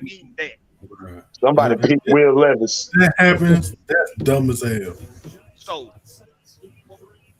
if those 3 guys not on the table, I wanted to see us trade back. And even though what I've seen we've done in free agency with getting the interior lineman acquisitions, even with seeing that, I still would trade back, and I would still go get Kalijah Kancey and Jack Campbell as my first 2 picks. I would still do that right now, even with what we've done in free agency. Now, Will, I want you to tell me, what do you see us doing it with this 8th pick, with what you see we have done so far? I'm going to hop off real quick. I'll be right back, y'all. Well, I'm gonna go back to saying what I've been saying. If your boy Jalen Carter is still there, we're gonna grab Jalen Carter. If he's gone, I see us dropping back and either going out to your boy Nolan Smith. I mean, I see the Falcons doing so much with Nolan Smith. They can do so much with him, bro. So, like, I see that, bro, because, like, they can put him at outside linebacker. He got 4.3 speed, bro. He can cover. I see so much they can do with that dude, bro. But I can't see them, like, drafting Nolan Smith over Jalen Carter if Jalen Carter's still there. You feel what I'm saying? But if he gone, I can see that, bro. For sure. It's on you, fam. Oh, I mean, this, yeah. I'm gonna maintain my same stance as well. Except for slight different positions. I think if the best offensive lineman in the draft is still on the board at 8, that's where we going. If Jalen Carter, if it comes down between those 2, I think we're going offensive lineman. But I won't be mad. Either way, we're not gonna make a mistake. Either way, if neither one of those 2 are there, we trading back, blowing up and grabbing, you know what I'm saying, a few extra picks, and we going depth by depth by depth. I see that. Because where we're sitting and how we're sitting, no matter what choice we make, it won't be a bad choice. Exactly. See, It's by facts. you saying that though, Sam. Why I say we won't go offensive lineman in that first because he ain't gonna start. I was just thinking that, If you Will. get defensive lineman, he's gonna be in on that rotation. But if you go offensive lineman, he's not gonna start because they believe highly in Hennessy. Hennessy showed them something last year before he hurt that Achilles, before he hurt himself. And Hennessy showed them something. That's the problem this So, year. you really think that if Swarovski is there and we take him, that boy won't start? Nah, he ain't gonna Who start would because he you start forgot over? you got Schaefer there too. You got a bulldog in the locker room too. He gonna fight. So I don't see him starting though. Like he got too many guys to hop over.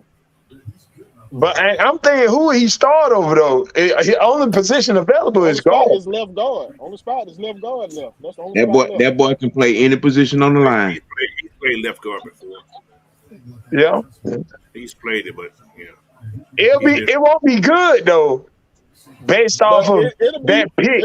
If he doesn't start at left guard and gets beat out right. by That's what I'm somebody else, saying. That's what I'm saying. Now, if he that'd be a end up waste of a starting, pick, first round if pick. he end up starting, that means he showed his ass off at camp. If he started and come in, that means he showed his ass off at camp. Because one thing we know that Arthur Smith ain't gonna do, he ain't gonna put you in there. He don't feel you ready. That one thing he ain't gonna do. Yeah, we've seen that. We come to know this about Arthur. If you ain't ready, you're not getting out there. Yeah. He's only gonna put you out there if you ready. And we've seen that across the board.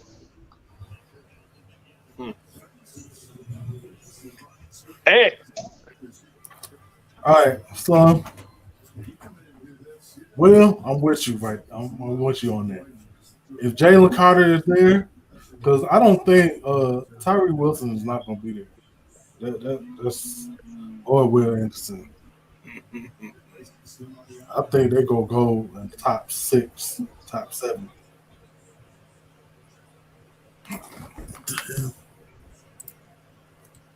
I can see that. Yeah, So I see that. I'm gonna say if Jalen Carter is there, got to take him. Like that's a no-brainer. If he's not there, trade back, get no spin.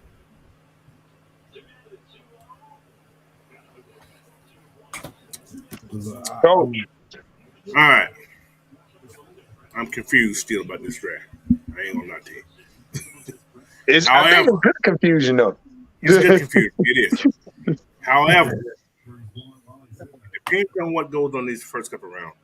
I even had like I did a video, I said trade up. Take that number 3 for Arizona and go get Will Anderson.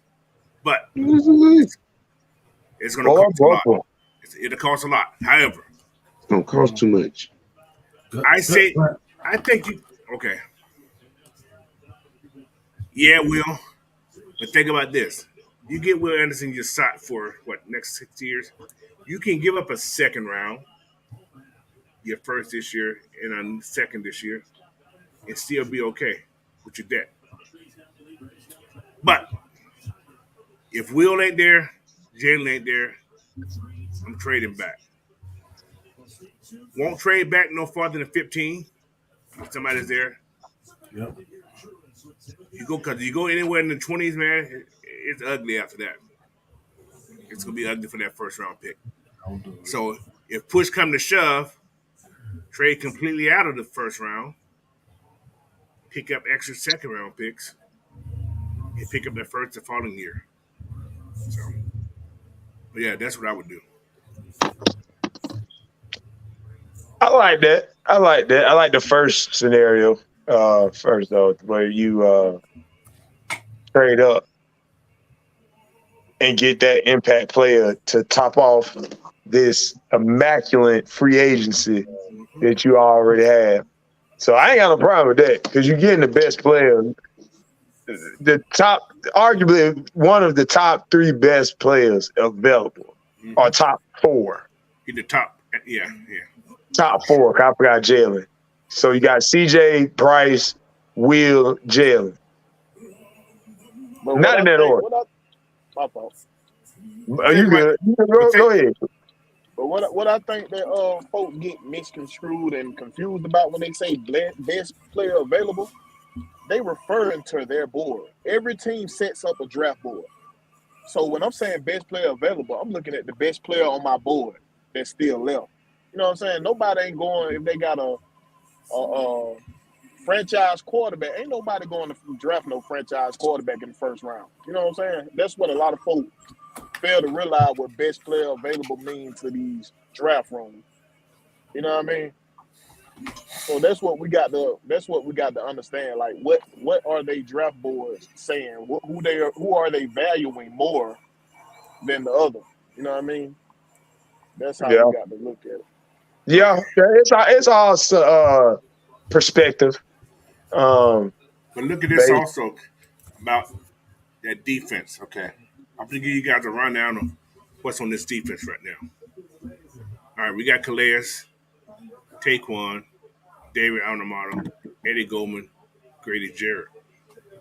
You got Dalton still backing up on the team also. You got Timmy Horn. You just signed that Joe Gazio, whatever his name is. Think about that. Do y'all really think we're going to get another D lineman? To put where?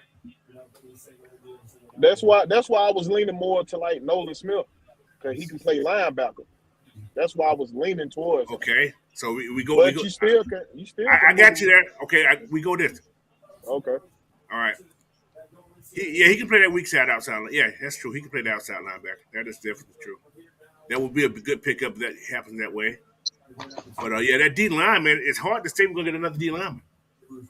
It's hard because we got. It is hard, but with a talent like that, do you really give up that, or do you make some adjustments and put somebody on practice squad? But you remember they said in the offseason a pass rush was gonna be a must. That's what they said in the offseason. Pass rush was going inside pass rush for sure. You know, we're definitely going to have a 9 or 10 man rotation up front. Yes, they put an emphasis on that. But then we got to think about when Tampa Bay went to that Super Bowl that year. You remember that, and the New York Giants. You remember New York Giants had that blitz package, that NASCAR. They had NASCAR. Yes. They had about 8-9 different linemen. That's what I see us doing. That's what I see us doing right now. Everybody's staying healthy. Have less linebackers. Right. We only played with 2 linebackers last year. We played with 2 linebackers and 3 safeties. Well, 2 safeties. Yeah. What's called playing? Well, because we seen Oliver like a safety because he played down in the box a lot. Yeah. You know what I mean? He was playing nickel. Yeah, that was. He playing that nickel. Yeah. Interesting, man. There's 77 people. We got 77 people signed already. There's 77 people under contract right now. Yeah, they gonna get up to 90 for training camp. You'll get up to 90. Yeah. So, like I said, that salary cap gonna get better because some of these people they under contract, so the salary cap is gonna drop a little bit because a lot of people ain't making like $700,000. A lot of these guys. And then the NFL go up to how many men you can have on the roster now? What it was?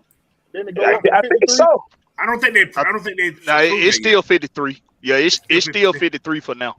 They talk about the play. I think they talk about for more for the playoffs though. Oh yeah, you can have more for the playoffs. No, they still ain't. They still haven't approved it yet. I don't think. Oh, okay. I don't think they still approved it yet. So. But yeah. 53.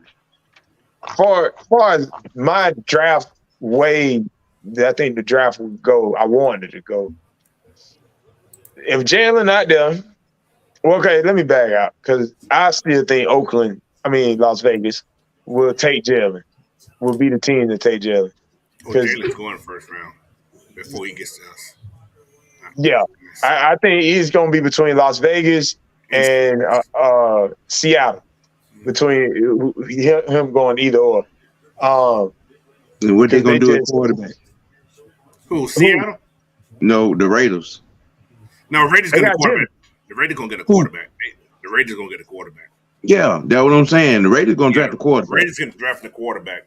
That's like they don't. When you realistically look at it, only 2 other teams besides us don't need a quarterback in the top 10 spots of this draft. You don't think they'll hold off?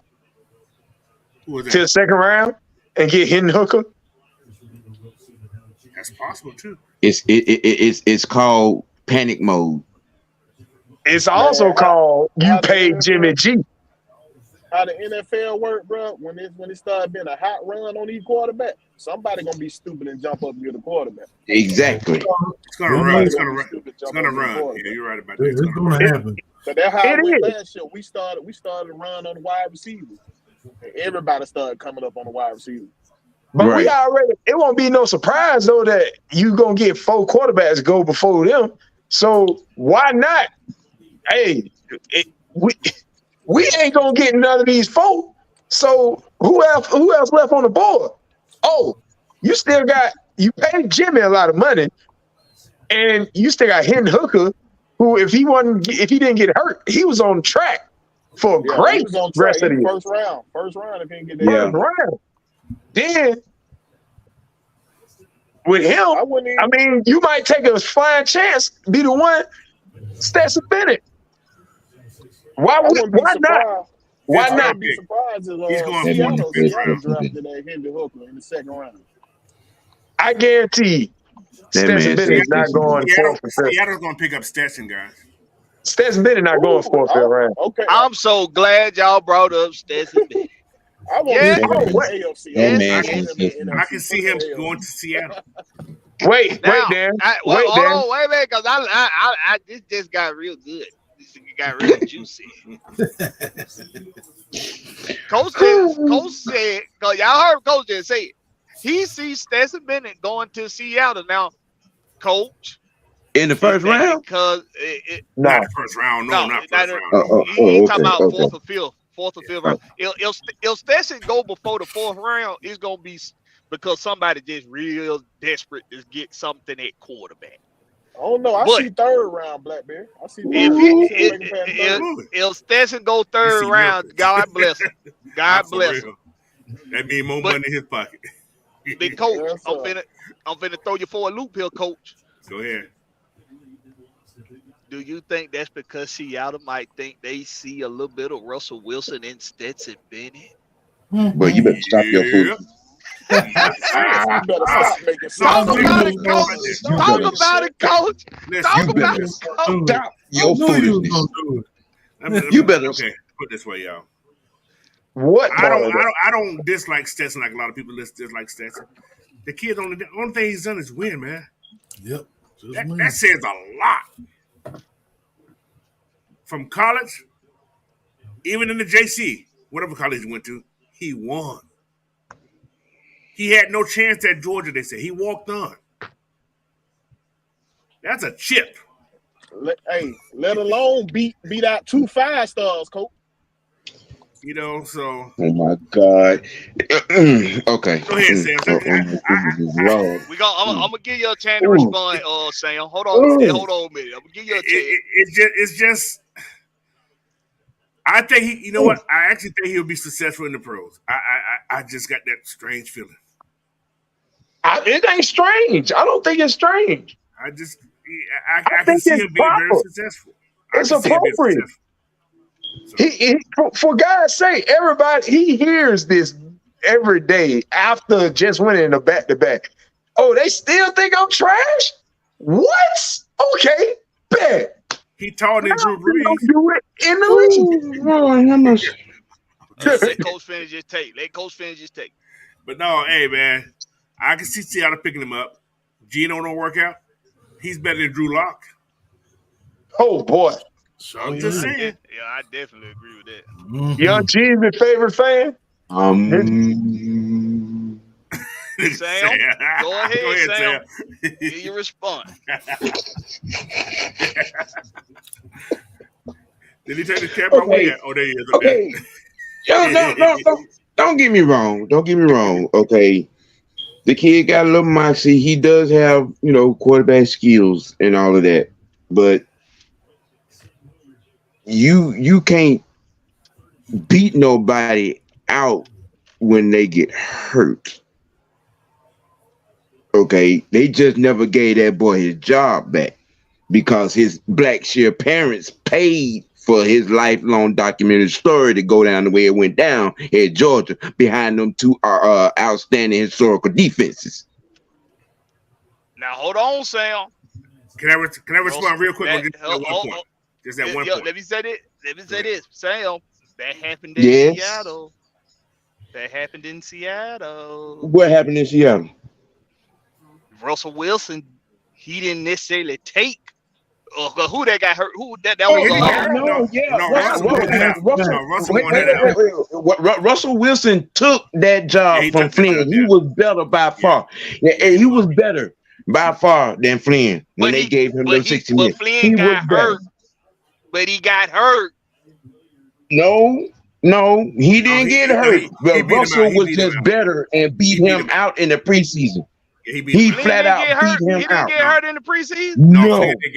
No, Flynn didn't get hurt. Oh, okay. I thought Tom Brady. Same thing happened to Tom Brady then. But now, yeah, Tom got handed the job because Drew Bledsoe got blasted on the sideline and got his lungs clapped. That's true. He didn't take his job though. Hold up now. But look, you right. He lost his job when he got hurt. But when he came back, they also said Stetson Bennett outshowed him in practice. Exactly. That's why he kept the job. Oh my God. Okay. That's what you were gonna say, Coach? I'm saying. I'm just saying. No, I was gonna say something also. If we look at it, technically JT Daniels, he's transferred again. So was he that good? What has he done at the other two schools? Yeah, he did. He transferred twice. He ain't done nothing. He transferred 3 times. Guess what Stetson Bennett did? He's 29 and 2 championships. Okay. How many games did JT Daniels lose before he got hurt? He didn't lose. None. Nobody lost none. He didn't lose. He didn't lose. But what is he doing on another? Stetson Bennett left and still did something at that JC school. Well, the Stetson Bennett situation left a bad taste in his mouth. And it is what it is at that point. He chose to go somewhere else.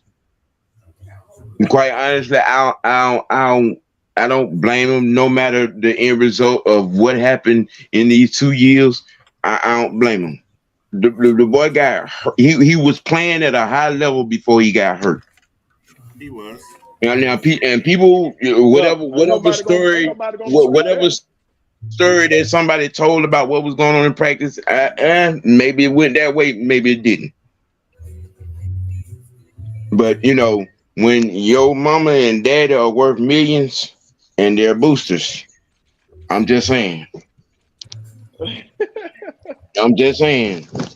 No, like I said, I'm not taking anything away from what that boy did on the field. Some of it was great. Some of it was not so great, but when you got a historical defense on the other side of the ball that can keep giving you the ball back after your mistakes, you know what I'm saying? You bound to hit.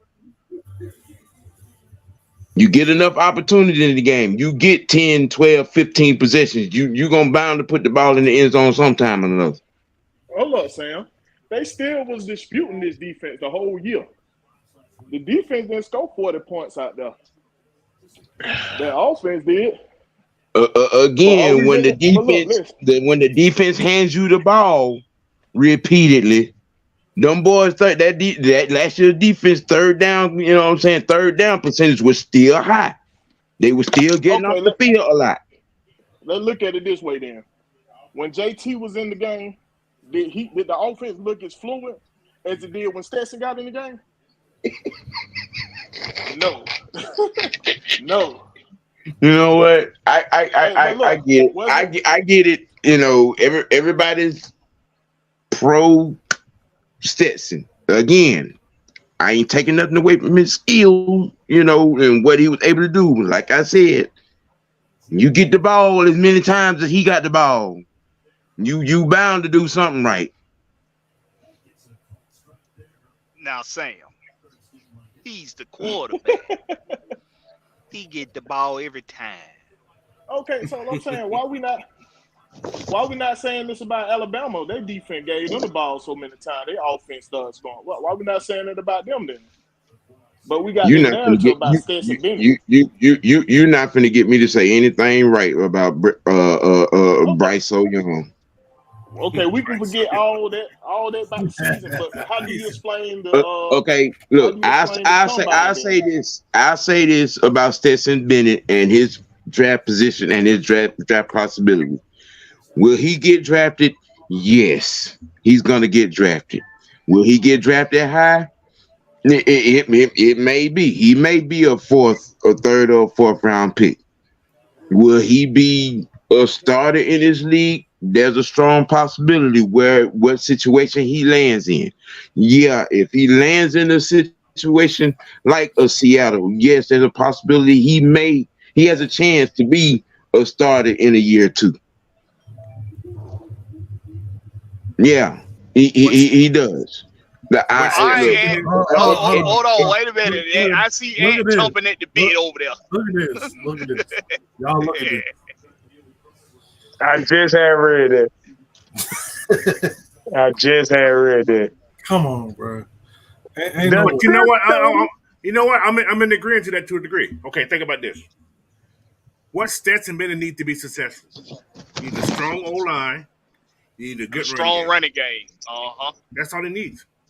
Hold Seattle on, has a folks. strong Wait. running game. what he needs? Okay, what he needs not to do is throw some of them picks he threw when he was playing quarterback at Georgia. Now looking at He that only comment right threw there. 7. He only threw 14 in the last 2 seasons. Now looking at the comment right here, every quarterback can't win at Georgia. Because I can say Justin Field couldn't find his feet in Georgia. Ooh, boy. Okay. No, Will. I won't allow that. I won't allow that. I won't allow that. That Bruh. rhetoric to be Don't do Tell Spewed me that. what out. a lie. Tell me what a lie though. You a Justin Field fan? He had the opportunity to win the job. You a Justin Field fan? No. Bruh, look, Denzel. He couldn't even beat out Jake Fromm. But there you go. There you go. There you go. Are we doing it? So y'all mean to tell me in the first year of this boy coming out of high school and Jake Fromm being what, 2-3 years in already? No, he was only 1 year in. It was only a year. 1 year in. 1 year. So, yeah, but y'all expect he was already in the system. Y'all expect the rookie to come out of high school just I'm gonna take his job. Well, Jake Fromm did. All right. Let's put it in this sense. Okay. You see where Justin Fields is right now in the NFL, right?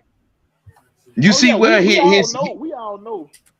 That boy is 8 years behind in his progression because he left Georgia because he couldn't beat out Fromm and went to no quarterback Ohio State. One read and go. I was just I ain't no fan of him. I was just referring to this comment right here when he talking about anybody can win in Georgia system. Now anybody can't. Anybody can't win in Georgia system. I'm a Justin Fields fan because I believe in the boy. He's been dealt a bad hand like every other quarterback been dealt a bad hand in Chicago. I ain't gonna lie. It's Chicago. It's Chicago. That's a fair Chicago, point. yeah. We talking about That's a Georgia, fair right? point. We talking about Georgia. Yeah, You talking about Georgia? Give him time.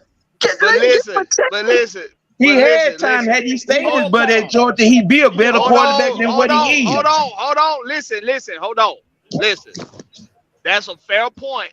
That the criticism he get now is a lot because of that stupid ass coaching and that stupid ass system they got over there in Chicago. But the thing is, Denzel, when we turn on the field, when we turn on the tape, and we see opportunities for him to pass the ball, it's two things Justin Fields is incapable of doing that clearly he was incapable of doing when he was in Georgia, trying to make the damn QB1 job, trying to get the QB1 job in Georgia. The boy can't read defense for shit. He just can't. He's incapable of doing it. Not saying that it's something that can't be taught to him, because it is. If he get the right coach, the right offensive coordinator, and the right quarterback coach, that boy just might be all right. But he gonna need the perfect situation for him to be better. He gonna need the perfect situation. But the difference between him and Stetson Bennett is Stetson Bennett don't need the perfect situation. He just need what most quarterbacks need: an offensive line that gonna protect them and a decent running game. That's it. Didn't he basically That's have a that in tempo. Ohio State? Cool. Oh shit! no. Please don't Nobody get us play started defense like in that. Ohio Bad State, man. Ohio State, Okay. bro. Can we? I give you three examples. Go back and look at his games against Indiana, Wisconsin, and Michigan State, and then come back and answer that question. He slipped up. This is true. Slipped I up. didn't say he was perfect. I also see what he did to a top two team, Clemson, that year. Oh, Denzel, we all knew Clemson would fall Wow. to pieces. They were having they were having issues in the with the president of athletics and shit. That had to do with the players on the field. You also had Trevor Lawrence. To do with it. You also had Trevor Lawrence and a top defense. Look Miles Murphy was on that defense. Brian Breesy was on that how many defense. 5-stars they lost. They had guys that had committed initially and then uncommitted to go commit somewhere else. It's a reason for that. Clemson is in dismay right now. That's something that needs to be fixed over there. Yeah, but that was that's over a course of 2 years. 3 actually. No, ever since Sunshine left, it's been going downhill. Oh yeah. That's same year. That's what I'm talking about. The problem is they can't get those quarterbacks from Georgia no more. Yeah, Georgia locking down Georgia for once. Atlanta following. They not getting top prospects on defense. That's why Clemson's falling out. That too, because you see Miles Murphy, Atlanta boy. Fucking God, man. What the fuck are you doing? So look, let me. We gonna finish up on this Stetson Bennett talk. Damn. But, I don't want to finish. But you can finish on it. But I was gonna say something else. But go ahead. No, go ahead. What you gonna say? Man, If it about Justin Fields, it better make damn sense. Goddamn it. No, it ain't about Justin Fields. He on a crap ass team and he's a running back. He's on a crap ass team and he's a running back. But look, draft wise, Oh my Lord. it's either this or this. You Ain't no way. No. Ain't no way. All right, quick intermission. What going on in the game, y'all? Some bullshit. This pitcher is doing his own thing. Coach, no. We're not talking about that shit. No. Man, get this boy out of the damn game. Set your feet. Bro. He had time to set. Oh, he just did the Mariota. Yeah, because who the hell he was? He just did the Mariota, bro. I ain't gonna lie to you. Stop your shit. Get him out the game He just did the Mariota, bro. before this shit get out of hand, Snick. Damn. Pull the man. Jesus Christ. He's fucking up. Jesus, pull him. Fuck it. Who on the mound? Kirby Yates. Kirby Yates. Is it Kirby? I don't know what his first name is. I think it's Kirby. Well, Kirby need to be curved off the field. It ain't the right Kirby. Put him on a curve. Yeah. Hey, but back to the draft. Look, quit fast easy, because that shit just stupid right there. But look, man, I'm a fan of Miles Murphy. If Miles Murphy ain't there, if Jalen Carter ain't there, cause I gotta throw him in it. I'm sorry. Gave up 2 runs.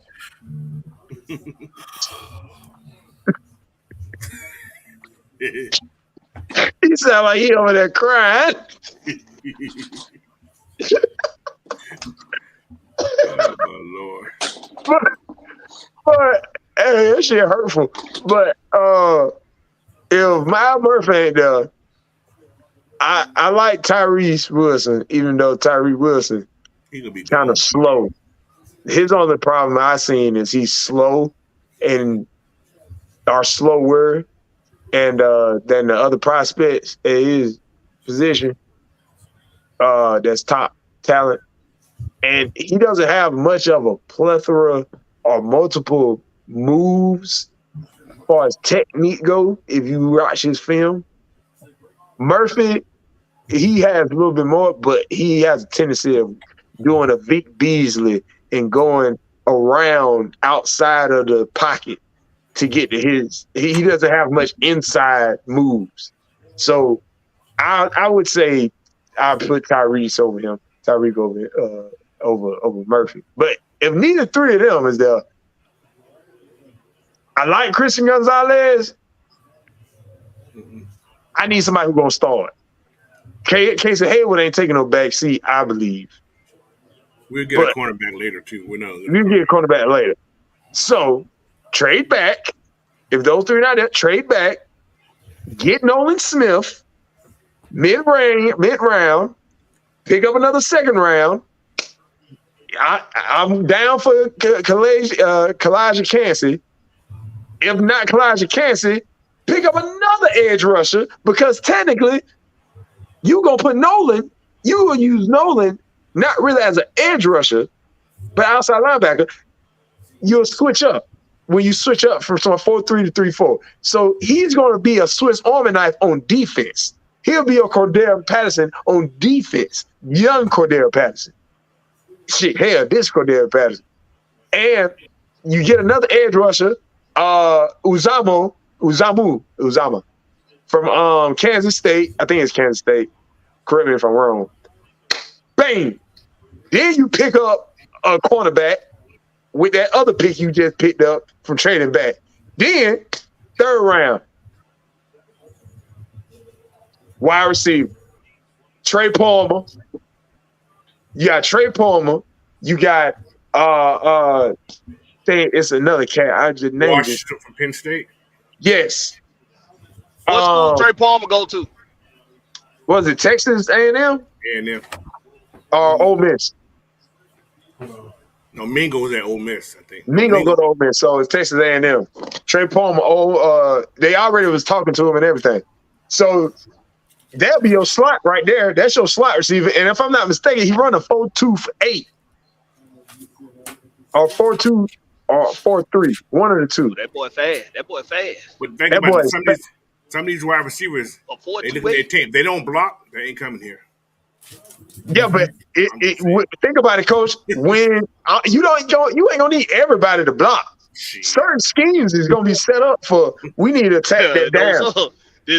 They want everybody to be able to block. Everybody. That's why they went and got Scotty Miller because even for his stature, he's a damn good blocking receiver.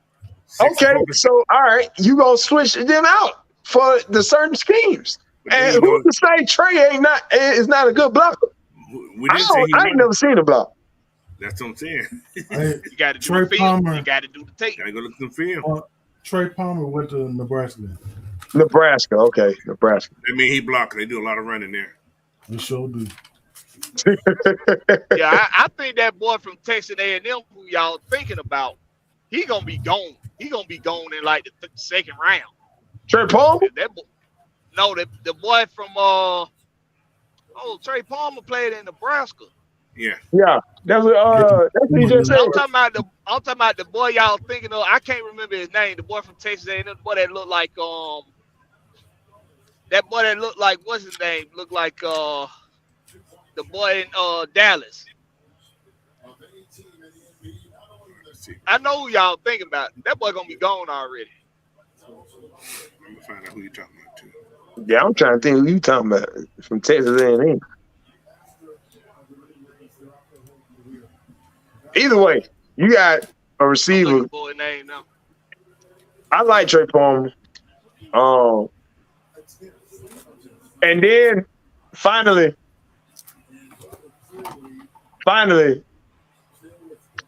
my piece de la consistance. I hope I said that right. Oh. I don't know, some French shit I heard. But so Kenny McIntosh, 4th round. There go your running back. Lock it up. Lock it up. And we'll fill in the draft with whomever. Another D tackle. Charlie Jones from Purdue, wide receiver. As far as D tackle go, Ika. I like Ika. No, he's terrible. You got to watch a lot of film of him. He takes too much time off. Too many plays. He takes too much time off. What about this? Because Javon Dexter. He's the same way. Big guys, they take time off. But you did the game. You ain't gonna have him but like probably 2 plays. So my point is that we just need a space eater. I'm gonna tell you the running back that a lot of people are sleeping on. He backed up. The kid that backed up Bijan Robinson, Roshan Johnson, man. Roshan Johnson, yeah. Yeah, man. He in the draft? Yeah, he's That let me tell you how I feel about that. We just need a space heater thing. I want you to look at who they went and acquired in free agency. Wait, before you finish that, I'm referring to down the line, not this year, because we got too many but what I'm saying is we talking about defensive strategy. They don't just want somebody that's just gonna be in the middle, just taking up space. You can't move them. They want somebody that can move too. He got to be able to not only take the space up, but he needs to be able to get across that line of scrimmage. Now, see, David Onyemata is a master at executing stunts. He's a master at it, and we know somebody else is an expert at that too. Grady Jarrett. And Calais Campbell is masterful at getting across the line of scrimmage. They want guys that can not just hold a ground. They want guys that can penetrate the line of scrimmage. Backfield. We talking about backfield playmakers. Guys that can make plays in the backfield. That's what they want. Because Abdullah Anderson did a hell of a job at standing his ground, but when it came to penetrating the line and putting pressure on the quarterback, that wasn't his forte. Now I think he still might be. He still might be here as a rotation guy, but they gonna want guys that they can see moving that line of scrimmage and not just taking up space. Okay. Abdullah got picked up by a team. Yeah, Abdullah going. He's in Washington. He's a commander. We going DT in this draft. I don't know. But one more thing, you talk about picking up a wide receiver. Don't be surprised if you see Tyler Scott come here. Tyler Scott. Appreciate that, Coach. That's from Cincinnati. From Cincinnati. Yes. Yes. Yes. He was the second go-to for Disney. Yeah. Who was down there? It wasn't Christian Watson. The white kid. Can't think what his name is. He went because Christian Watson went to Green Bay. He ended up going because he ran the same speed as George Pickens and was about the same size as George Pickens. I'll be right. No, never mind. That was Christian Watson. Never mind. Look, it don't matter. But I like Tyler Scott. There we go. Hey, y'all. Talking about baby. Let's go. Intermission, Darren. We back in. Brief intermission. Who is that? Andrew Jones up there? Andrew Jones in the building. They retired his jersey number. Yep, sure did. Should be in the Hall of Fame already. Should be in the Hall of Fame already. He should have been in it. He should have been in the Hall of Fame a decade ago. I love this team. A decade ago. They fight. Ain't no man. quitting these boys. No, boy, clutch. Hey, Will, what you call that? Championship pedigree? Yes, sir. I see what you did there, Blackberry. It's running through the city now. It really is. It really. Alec Pierce was his name, Coach. Oh, Alec Pierce. Okay. Alec Pierce. Yeah. Appreciate that, Xavier. You know what? And Jody. There's another one Nate? that it's at Cincinnati that's coming out. His name Trey Tucker. Trey Tucker. I had to look him He's up. 5'9", 172. Okay. Okay. That's Ghost Peppers. Appreciate that. Steve Avila from TCU, the guard. I like him, coach. As well as Andrew Voorhees as a late pickup for guard.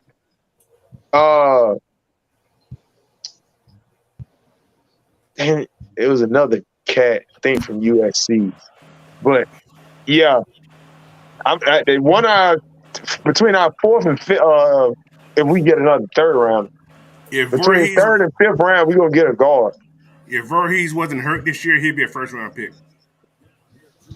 If he didn't Watching his tape, the boy was a mauler. Yeah. If he didn't have that injury, he'd be a first round pick. How you feel about Downs, coach? Who they talking about when they say Downs? I don't know who they talking about. Wide receiver? From UNC. The wide receiver? Josh Downs. Josh Downs? Yeah, he's okay. Oh, yeah, Josh Downs. Yeah, I do like Josh Downs. Yeah, I from North Carolina. I would not. Let me tell you something. He's just so short, though. He's short. He's small, and he was really sporadic. Wasn't consistent to me, though. Yeah, he was sporadic. He wasn't consistent. Right. He was sporadic. He had a lot of good moments, but as far as like the duration of the game, he was like I seen defense take him away. But y'all know who's somebody who nobody's talking about really? Who would have been the man if he didn't get hurt? Is Cedric Tillman from Tennessee.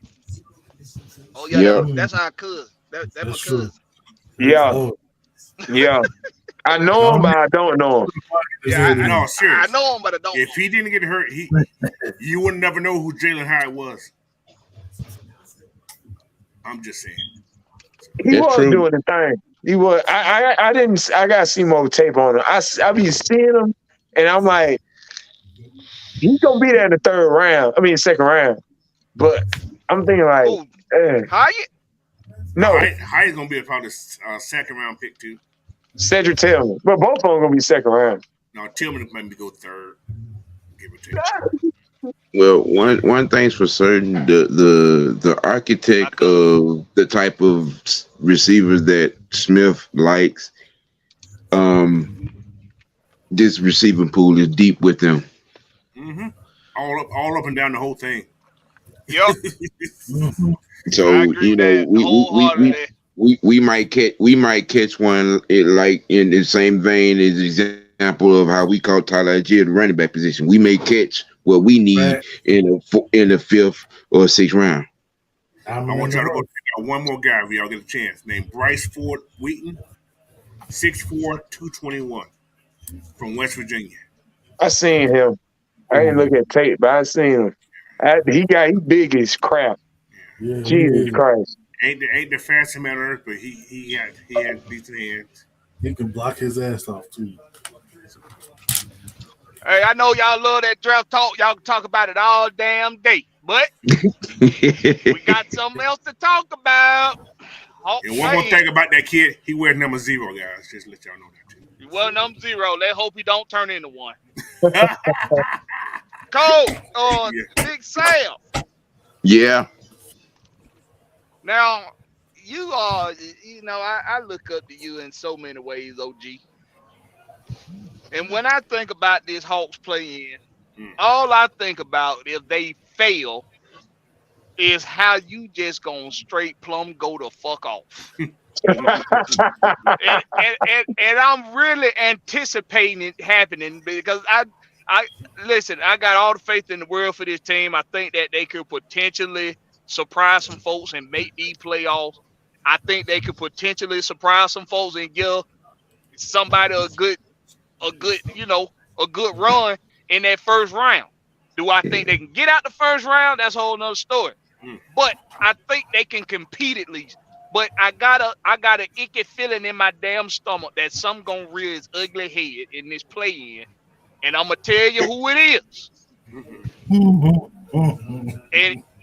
And it's not what y'all think. I'm not thinking about John Collins. Oh. That ain't who I'm thinking about. DeAndre Hunter is set to come back in another week. Oh shit. DeAndre Hunter. guy. Let me say this, and I want to get Sam's response. I want to hear what Sam think about this. Every time DeAndre Hunter has came back from an injury, he's been worse. Defensively, he's been worse than what he was before. And I think that's something that if they put him in the lineup and give him more minutes than what he need to get, and they take minutes away from that boy Jalen Johnson, and they give him to DeAndre Hunter, it's going to be a recipe for disaster. And I think it may rear its ugly head in this play-in. Tell me what you're thinking, Sam.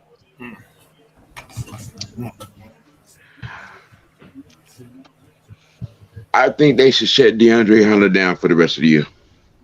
Ooh, big shit talking. I take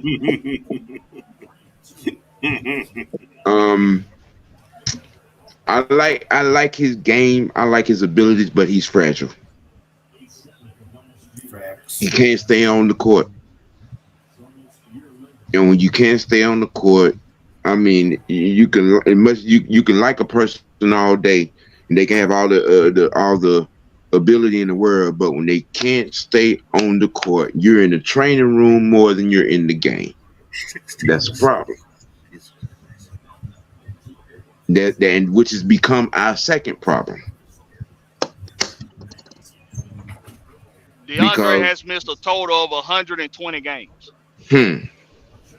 That's his total in 4 years? In 3 years. In 3? Is that 3 years? Oh my God. Now, with that being said, I've seen a lot of people over the last few days, giving all this hope and adulation because, y'all's favorite player, John Collins, is doing a little bit of hitting shots. Y'all fooling yourself. You think that shit gonna last? I'm waiting on it. But has he played much better since Quinn been there though? Yes. More consistently. Could have been just marching orders that he had from Nate that made him play so soft. Okay, I'm gonna say this in reference to Mr. Collins.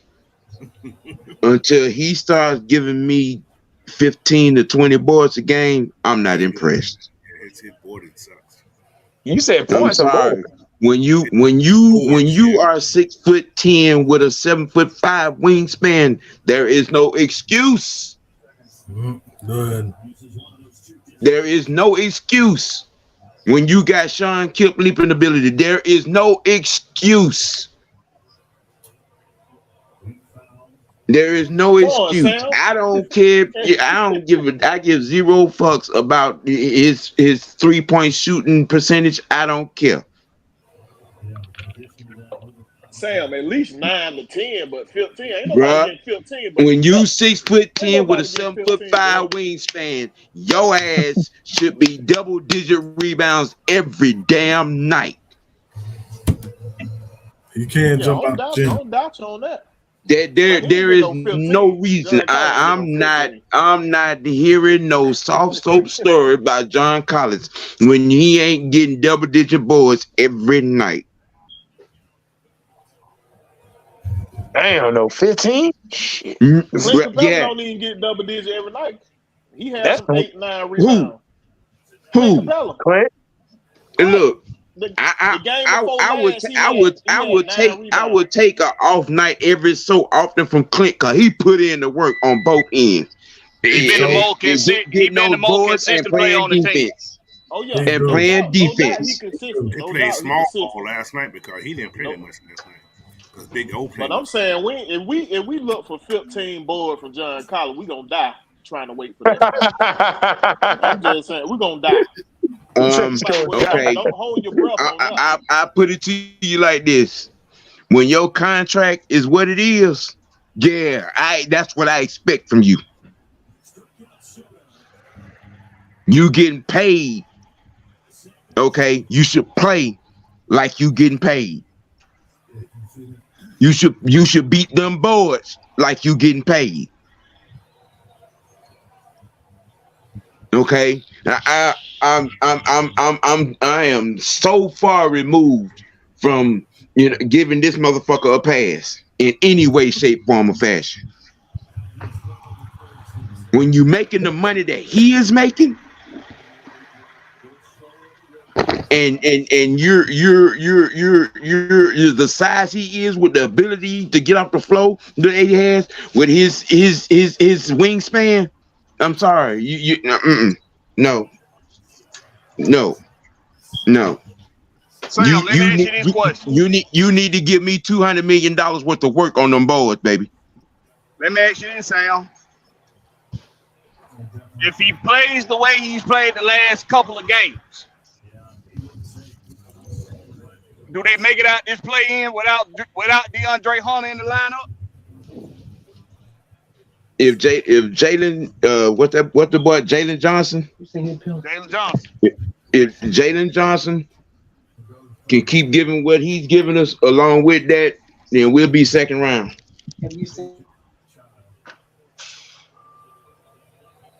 So you will be second round. So let me ask you this. Oh wow. They will be second round. So let me ask you this, Sam. Whether we're 7th or 8th, let's say we're the 7th seed. That means we more than likely will play Boston. So you saying with what we can get out of Jalen Johnson, what we've been getting out of him, we continue to get that with a John Collins giving you what you saying he need to give you. This team good enough to get past Boston and make it to the second round? That's what I'm talking about. Let's go. Boy, that's a lot of hope and faith. And my bad. I was talking about the Brave game, not John Collins. Oh, okay. Never mind. Yeah. That's like a fast one. He was celebrating. Hey, damn. We gotta celebrate now because it ain't no promising tomorrow. If he's playing like he's getting paid, there's no reason why we shouldn't walk past Boston. Walk. You heard what he said? I didn't stutter. We gonna crawl. I didn't stutter. You heard what he said. That's a serious If he's playing like he's getting paid, like he's playing defensively and on the boards, and he's working his mid range, and he's from mid range in. There's no reason why we shouldn't walk past Boston. Jalen Brown must be double. I can see them boys doing some noise because he already been getting you defense. But I will say this much about him as well. I don't need him to see him not now of the time pick another opposing player off the ground when they done choke slam our point guard. Boy, say that, boy. Say that. Yeah, definitely. Because I don't need to see that. I had wiped my hands. I had wiped my hands clean to John Collins after that. I was officially off the fence. That's some bullshit. Now, see what I'm hoping. I'm hoping that after that happened in the locker room, I'm hoping Snyder and Trey got in his ass. That's what I'm hoping. I'm hoping when they got back there to the locker room that they pull that man to the side and they say, "Hey, bro, you pull some shit like that again, I'm gonna need you to find some damn hard. Find some of that shit on another team." Yeah, right. I'm gonna need your ass to find some dog. We don't need no bitch ass in you, bro. I'm gonna need you to find some heart in you, bro, because if you don't know how to go to war for your teammates, how the fuck can I count on you to go to war for me as a coach? Exactly. Our So, point guard I- shouldn't be the meanest. Our point guard shouldn't be the meanest dude on the team when he the Facts. smallest. Facts. He get Now, all the text, don't he? let me tell y'all what I'm seeing out of that boy Jalen Johnson. And ain't just, and this ain't even really about basketball. I'm seeing that young man got some dog in him. Yeah, Okay. he got some dog. Now we've been asking for an enforcer all season long, ain't we? We've been asking for an enforcer all season long, Coach Will, Denzel, Sam. We've been asking for it all year long. What if that dog that we wanted, that enforcer that we wanted, was there all along? He just wasn't getting the playing time. Just locked up in a cage. And he Well- and he just wasn't getting the opportunity to show that he got it in him. Well, What if Because Jalen Johnson had been that guy all along? he do this. What did I say this before? Didn't I say this before? He does what we would like and love for that bastard man, the Baptist. Forgive me, Lord, for using that title in this sentence. John the Baptist. We want him to do what he doing, but he don't do what he doing no more. He stopped doing what he doing years ago. Jalen do that and do it with way more heart. For God's sakes, he did that in the G League, in the Summer League. He just needed time to reciprocate that same energy and effort in a real NBA game. And it takes time. It just takes time. It's just simple as it is. And it takes opportunity. When, in the name of, in the words of Nipsey Hussle and others like him that mentioned this, when does preparation meet opportunity? And you stay ready, you ain't gotta get ready. My boy stay ready. My boy stay ready. And with him and AJ on the court together, one get hot, the other shortness shall follow. And they're trying to And outdo you know each what? Go ahead, Coach. You want to respond? No, I said what he just said about when one get hot, the other one get. They both trying to outdo each other because they're trying to maximize their playing time. So I don't. Exactly. Competition breeds what? Success. Let me tell you, when it comes to that competition between the players on the team, I'm all for that in a training camp scenario, in a all-season scenario. I'm all for that. But for me, lose the competition between the players after the season done started. Lose that shit. That shit over with. And that's one thing I agree with. Nate McMillan on was the season done started. Development is over. The season done started. Now, if I'm putting you in the game, it's because I'm expecting you to contribute to this team winning. Right. So, They got to face the bell. Oh, my fault. you good. You good. Is that Ronald? We got another brief intermission, guys. What inning we in, y'all? We in the Bottom of the ninth. Bottom of the night. Run on second and Ronald coming to the plate. They might walk him. Oh, Acuna. RC is coming. I see it. Walk him and pitch to the who? bottom of the lineup. Arceo been hitting that thing this so far this season, boy. Walk Acuna and pitch to who? They not gonna do that. Nah, never mind. It ain't Acuna. But if Acuna come up and they walk him, you done It's set Arceo. yourself up for a disaster. Right, because then you gotta face Right. Olsen. That's dumb as hell. But carry on, because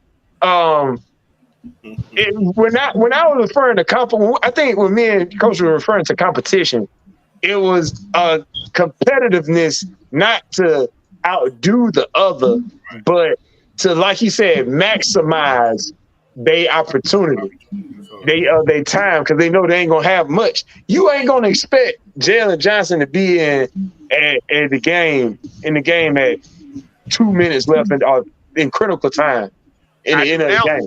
I do now. I would hope so. I do now. I would hope so. Let me tell you what.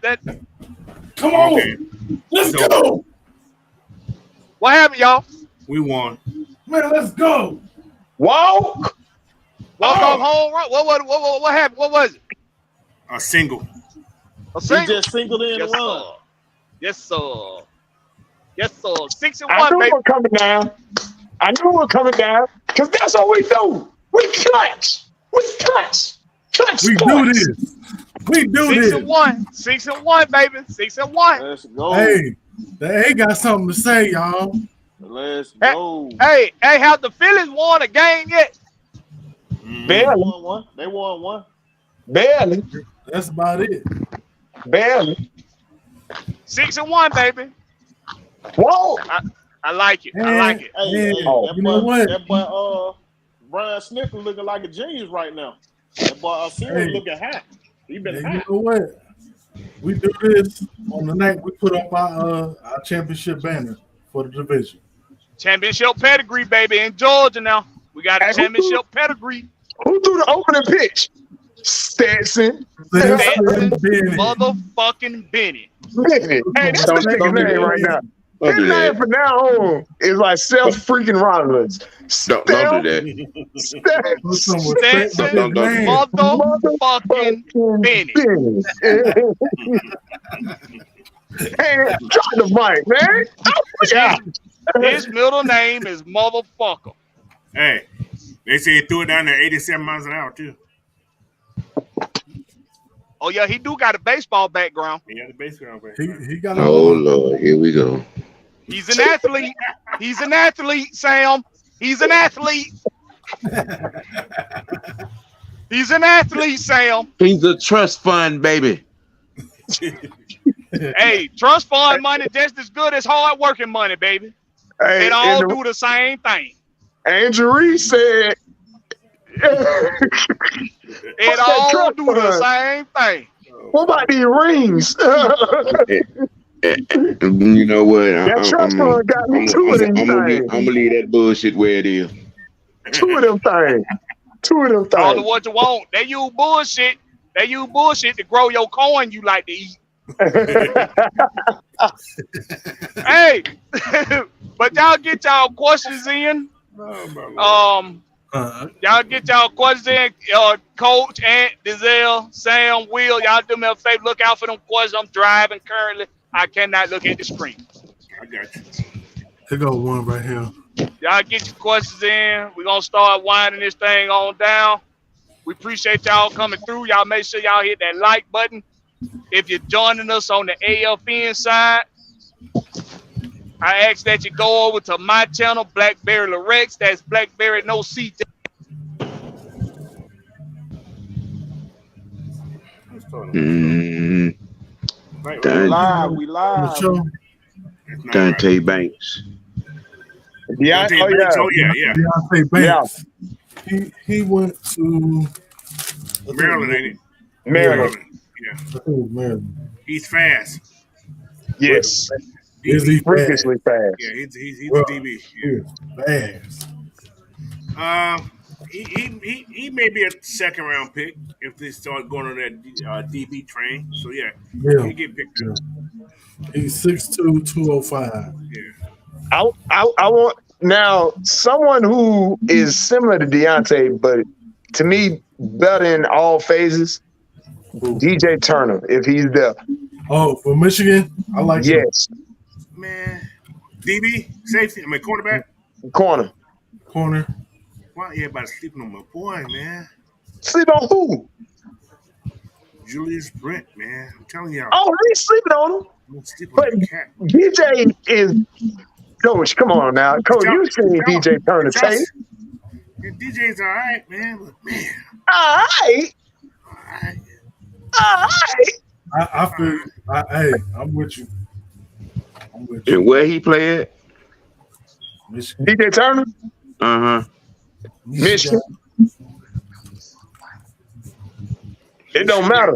he sure got missed in the last game, didn't When you run a 4.28, Uh, he? Speed don't do that for me in football no more, bro. yeah, his hips. When he turned them hips out, and he can read what a receiver's doing. But hey, I can keep up with you. There's a lot of people sleeping on my boy too from Miami too. Tyreek Stevens, the kid. Tyreek He Stevenson, was at Georgia. Tyree Stevenson, yeah. So I think what's keeping him though is since he transferred from Georgia to Miami. It was What's that kid Jackson say here? Oh, somebody's having a birthday party. Yeah, did you get it all? That sounded. You got it, Budweiser. that Budweiser commercial, bro. I thought the Falcons was still on TV, bro. That sounded like a Budweiser bird right there, bro. Hey, y'all go ahead and answer that last question. That question, I ain't gonna say last question, but that question. I'm finna go check out for a second. But great night. Now that I think about it, shoot, we're gonna be on draft night. right. There'll be It's several set up. shows on. There's several shows on. Yeah, we're gonna. There's several shows on that night. Yep. Oh, from AFN? Yeah. AFN, GSN. Yeah. Kirkland will be gone second round. Who was that? Kirkland will be gone second round. You out of Washington, old lineman? Yeah. You think so, Sam? You think you go there? Yep. Late second, probably third. He's another one of them that can play pretty much every position across the line. Yeah. I don't know about second though. I've seen him play. I seen him play, so I don't know. Well, you got about 7 or 8 teams that need linemen. Yeah. Yeah, all of them. The second round. I'll check y'all later. Love, peace. Until we meet again, brothers. Love. All right, bro. Be safe out there. Indeed. I shall return with Jalen Carter. But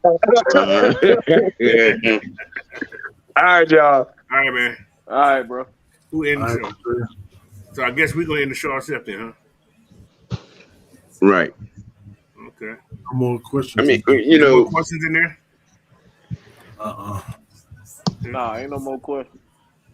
Jackson Kirkland. Yeah, he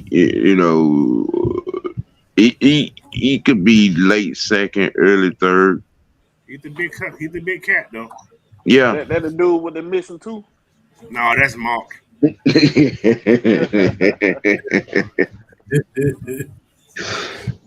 Mark right there. Big ugly. Sidebar: is it true that King Henry went to the Cowboys? I don't know. I think they was just. Find out. I'll check it real fast. It's either he went or they're in talks. They're interested right here.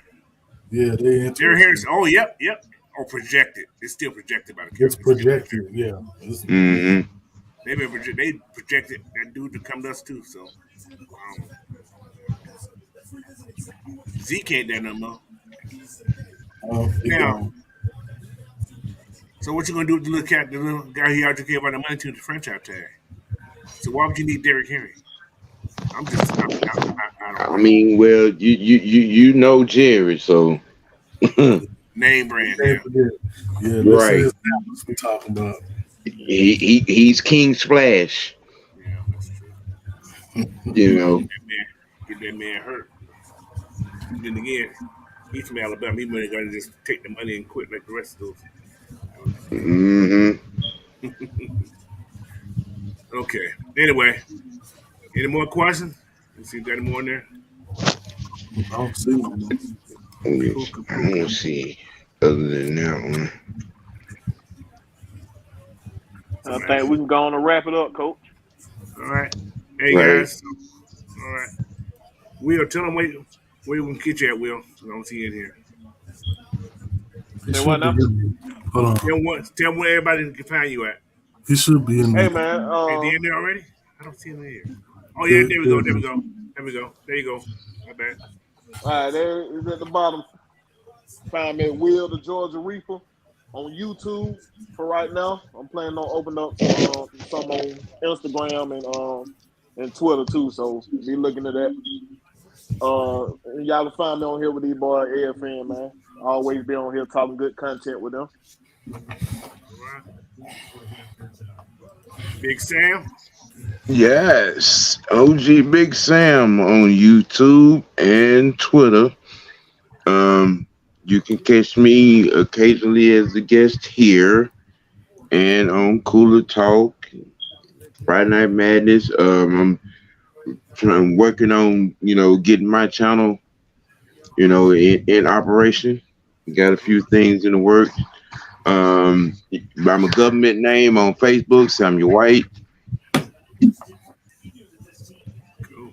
Yep, and that's where it is. All right. All right. Big Ant. Tell me where you can holler at you at. All right, so y'all can find me on Twitter, Big Ant Troop, Facebook, Instagram, TikTok. You can find me just by looking up Big Ant or my email address right there. All right. Hey, and I'm Coach Unchained, man. You can find me on YouTube, Coach Unchained, Twitter and Instagram, Coach Unchained. You can email me, ask me any questions at Coach Unchained at Hotmail or at yahoo.com, either one. But this has been the Rex Picks, man. I want to thank you guys for joining us today, man. You can find Blackberry on the Twitter at Blackberry Lorex, the YouTube at Blackberry Lorex. No C, just the K only. Hey, Same thing on Twitch. Also, there's Cash App. You want to donate to him, man? It's $ Darren Tillman 87. So don't forget, you guys in here, hit that subscribe button, man, for Blackberry's channel. Also for AFN. And whoever's on this panel, man, hit those subscribe button. But make sure you hit those like buttons before you guys go, okay? But it's been a good night. Appreciate you guys for joining us. Thank you. Have a good night. Peace. Peace. Peace. peace.